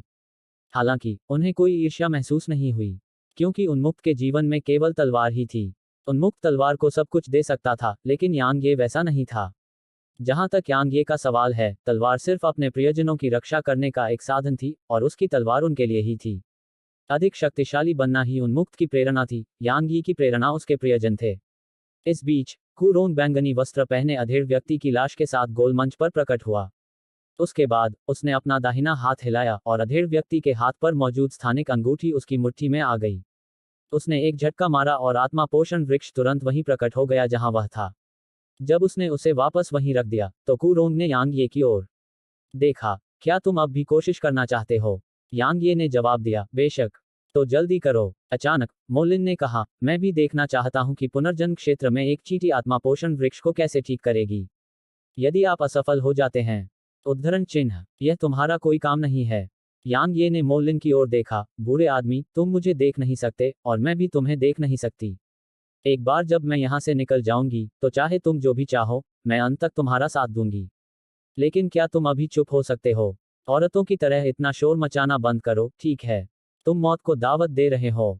मोलिन ने गुस्से से चिल्लाते हुए कहा, जब यांग ये की दिशा में एक भयानक आभा आ गई। हालांकि यांग ये के सामने आने से पहले ही कुरोंग उनके बीच आ गया, और फिर उसने अपना दाहिना हाथ हल्के से हिलाया और आभा को नष्ट कर दिया। कुरोंग ने उनकी ओर देखा और कहा, कृपया जाने के बाद अपने बीच की दुश्मनी को सुलझा लें, ठीक है? मोलिन ने ठंडे स्वर में कहा, भाई कुरोंग, मैं विदा लेता हूं। जैसे ही उसने बोलना समाप्त किया, वह वहीं गायब हो गया। मोलिन के चले जाने के बाद कुरोंग ने यांग ये को देखा और अपना सिर हिलाते हुए कहा, जाओ और कोशिश करो। यांग ये ने सिर हिलाया और फिर उसकी आकृति गोल मंच पर चमक उठी। अचानक छोटा भंवर फिर से घूमने लगा। यांग ये की पलकें झपकने लगी जब उसने यह महसूस किया, और उसने जल्दी से अपने दिल में कहा, जल्दबाजी में काम मत करो। तुम ऐसा नहीं कर सकते। अगर तुम ऐसा करोगे तो हम नहीं जा पाएंगे। हालांकि उसे अपनी ताकत पर पूरा भरोसा था, लेकिन उसे यह विश्वास नहीं था कि वह पूरे कु कबीले से लड़ सकता है। कु कबीले की तो बात ही छोड़िए, कुरोंग और कुझुई भी उसे बहुत परेशान करने के लिए काफी थे। पहले वाले भयानक एक हाथ वाले आदमी की तो बात ही छोड़िए। छोटा भंवर धीरे धीरे धीमा हो गया और रुक गया। यांग ये ने राहत की सांस ली। उसे डर था कि वह जल्दबाजी में कोई कदम उठाएगा। सौभाग्य से उसे अपनी सीमाएं पता थीं, और वह जानता था कि उसे कब कदम उठाना चाहिए और कब नहीं। एक बार जब वह पूरी तरह से शांत हो गया, तो यांग ये आत्मा पोषण वृक्ष के पास चला गया।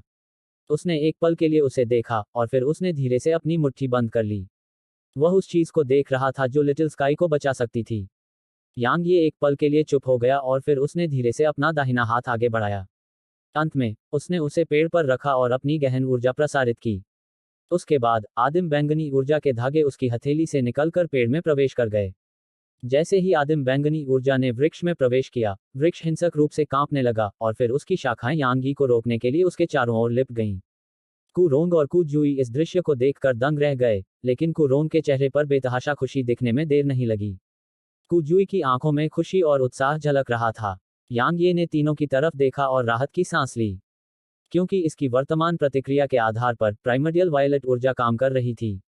यह समझ में आता है, क्योंकि अगर प्राइमर्डियल वायलेट ऊर्जा भी इसे नहीं बचा सकती है, तो शायद दुनिया में ऐसा कुछ भी नहीं बचेगा जो इसे बचा सके। यांग ये ने अपने विचारों को नियंत्रित किया और पेड़ में प्राइमर्डियल वायलेट ऊर्जा भेजना जारी रखा। ठीक उसी तरह पेड़ और भी अधिक हिंसक रूप से कांपने लगा, क्योंकि अधिक से अधिक प्राइमर्डियल वायलेट ऊर्जा उसमें प्रवाहित होने लगी। इसके अलावा इसकी जड़ें स्पष्ट दर से ठीक हो रही थीं। जब कुरोंग ने यह देखा तो वह तुरंत बहुत उत्साहित हो गया। इस बीच आलीशान पोशाक पहने एक बूढ़ा आदमी अचानक कुरोंग के पास आ गया। बूढ़े आदमी को देखकर कुरोंग थोड़ा चौंक गया, और फिर उसने जल्दी से बूढ़े आदमी को प्रणाम किया। तीसरे अंकल, आप यहाँ क्या कर रहे हैं? बूढ़े आदमी ने कुरोंग को कोई जवाब नहीं दिया, और वह बस यांग ही और आत्मा पोषण वृक्ष को देखता रहा। वह कौन है? कुझुई ने कहा, वह यांग कबीले से है। यांग कबीला? बूढ़े आदमी ने थोड़ा सिर हिलाया और एक और शब्द नहीं बोला। वह बिना पलक झपकाए बस आत्मा पोषण वृक्ष को देखता रहा। आदिम बैंगनी ऊर्जा के उपचारात्मक प्रभाव के कारण आत्मा पोषण वृक्ष की जड़ें धीरे धीरे सामान्य हो गईं। यांग ये ने तुरंत पेड़ को छोड़ दिया जब उसने देखा कि पेड़ सामान्य हो गया है, और फिर वह कुरोंग की ओर देखने लगा। वह अभी कुछ बोलने ही वाला था कि अचानक एक आलीशान लबादा पहने बूढ़ा आदमी उसके सामने आ गया। बूढ़े आदमी ने यांग ये को करीब से देखा और फिर अपने पीछे पेड़ को देखा। बूढ़ा आदमी पेड़ को बहुत देर तक देखता रहा, फिर उसकी आंखों में उत्साह की एक झलक दिखाई दी। यह ठीक हो गया है। यह सचमुच ठीक हो गया है। यांग ये ने कुजुई की ओर देखा और मुस्कुराया, देखो, मैंने तुमसे झूठ नहीं बोला। कुजुई ने उसकी ओर देखा और चुप रही। अचानक बूढ़े आदमी ने यांग ये को देखा और कहा, धन्यवाद। यांग ये मुस्कुराया, यह कुछ भी नहीं था। बूढ़ा आदमी एक पल के लिए झिझका और पूछा, क्या आप मुझे बता सकते हैं कि वह गहन ऊर्जा क्या थी? यांग ये ने एक क्षण सोचा और उत्तर दिया, एक अद्वितीय गहन ऊर्जा। बूढ़े आदमी को पता था कि कब रुकना है, और उसने ज्यादा विस्तृत जवाब नहीं दिया। उसने तुरंत कुरोंग की तरफ देखा। कुरोंग ने थोड़ा सिर हिलाया और कहा, उसे आत्मा पोषण की लकड़ी का एक टुकड़ा चाहिए, और मैं उसे देने के लिए सहमत हूं अगर वह आत्मा पोषण के पेड़ का इलाज कर सकता है। आत्मा को पोषण देने वाली लकड़ी का एक टुकड़ा। आलीशान पोशाक पहने बूढ़े आदमी ने थोड़ा सिर हिलाया और कहा, उसे एक दे दो। कुरोंग ने सिर हिलाया और चला गया। लगभग एक दर्जन सांसें बीतने के बाद वह फिर से यांग ये के सामने आया, और उसने एक काली शाखा पकड़ी हुई थी। यह एक उंगली जितनी मोटी थी, लगभग 3 मीटर लंबी, और घनी आत्मिक ऊर्जा उत्सर्जित कर रही थी। जब कुजुई ने आत्मा पोषण करने वाली लकड़ी को देखा तो उसने यांग ये की ओर देखा, और उसकी आंखों में ईर्ष्या की एक झलक दिखाई दी। हालांकि कु कबीले के पास आत्मा पोषण करने वाला पेड़ था, लेकिन उसके पास आत्मा पोषण करने वाली लकड़ी के बहुत से टुकड़े नहीं थे। क्योंकि कु कबीले के पास पेड़ से गिरने वाली शाखाओं का ही इस्तेमाल हो सकता था, और वे खुद इसकी शाखाओं को तोड़ने की हिम्मत नहीं कर सकते थे। उन्हें डर था कि इसकी शाखाएं तोड़ने से आत्मा को पोषण देने वाले वृक्ष को नुकसान पहुंचेगा, और यही कारण था कि यह इतना कीमती था। यांग ये ने स्वाभाविक रूप से इसे अस्वीकार नहीं किया और इसे आदिकालीन शिवालय में रख दिया, और फिर उसने कहा, वरिष्ठों, मुझे अन्य काम निपटाने हैं। अलविदा। वह अपनी बात खत्म करने के बाद वहां से चले जाने का इरादा रखता था। आखिरकार वह लिटिल स्काई को तुरंत होश में लाना चाहता था। हालांकि जब यांग ये जाने वाला था तो कुरोंग और बूढ़ा आदमी दंग रह गए, क्योंकि आत्मा पोषण वृक्ष ने वास्तव में यांग ये के रास्ते को बाधित कर दिया था। यांग यी इस दृश्य को देखकर अवाक रह गया। इस बीच कुरोंग और बूढ़े आदमी ने एक दूसरे को देखा और फिर कुरोंग ने अपना हाथ बढ़ाया और आत्मा पोषण वृक्ष को वापस वहीं रख दिया जहां वह था। हालांकि आत्मा पोषण वृक्ष को यांग ये के सामने फिर से प्रकट होने में बस एक पल लगा। कुरोंग और बूढ़े आदमी के चेहरे पर थोड़ी भद्दी अभिव्यक्तियां थीं। इस समय वे स्वाभाविक रूप से यह समझने में सक्षम थे कि वह यांग ये के साथ जाना चाहती थी। यांग ये को भी स्वाभाविक रूप से यह एहसास हो गया था और वह चाहता था कि यह उसके साथ चले, बेशक। हालांकि क्या यह संभव था? जाहिर है यह संभव नहीं था, क्योंकि कु कबीला निश्चित रूप से इसकी अनुमति नहीं देगा। यांग ये ने बूढ़े आदमी और कुरोंग को देखा और फिर बूढ़े आदमी और कुरोंग ने एक दूसरे को देखा। एक पल बाद बूढ़े आदमी ने कहा, तुम जा सकते हो। यांग ये ने सिर हिलाया। उसने अपना दाहिना पैर जमीन पर पटका और एक प्रकाश की किरण में बदल गया जो आकाश में गायब हो गई। आत्मा पोषण वृक्ष यांग ये का पीछा करने वाला था, लेकिन बूढ़े आदमी ने अचानक अपनी मुट्ठी बंद कर ली। एक पल में आत्मा पोषण वृक्ष के चारों ओर का स्थान जम गया। अचानक आत्मा पोषण वृक्ष हिंसक रूप से हिल गया और फिर उसके भीतर से भयानक आत्मा ऊर्जा की एक लहर निकली। आत्मा ऊर्जा ने उसके चारों ओर के स्थान को टुकड़ों में उड़ा दिया और फिर आत्मा पोषण वृक्ष आसमान में उछला और यांग ये के पीछे चला गया। जब कुरोंग और उस बूढ़े व्यक्ति ने यह देखा तो उनके चेहरे पर तुरंत ही अप्रिय भाव आ गए। हेलो दोस्तों, आप सभी लोगों से एक रिक्वेस्ट है कि कृपया MP स्टोरी बॉय चैनल को सब्सक्राइब करें और वीडियो को लाइक करें। कमेंट करना मत भूलिए। धन्यवाद।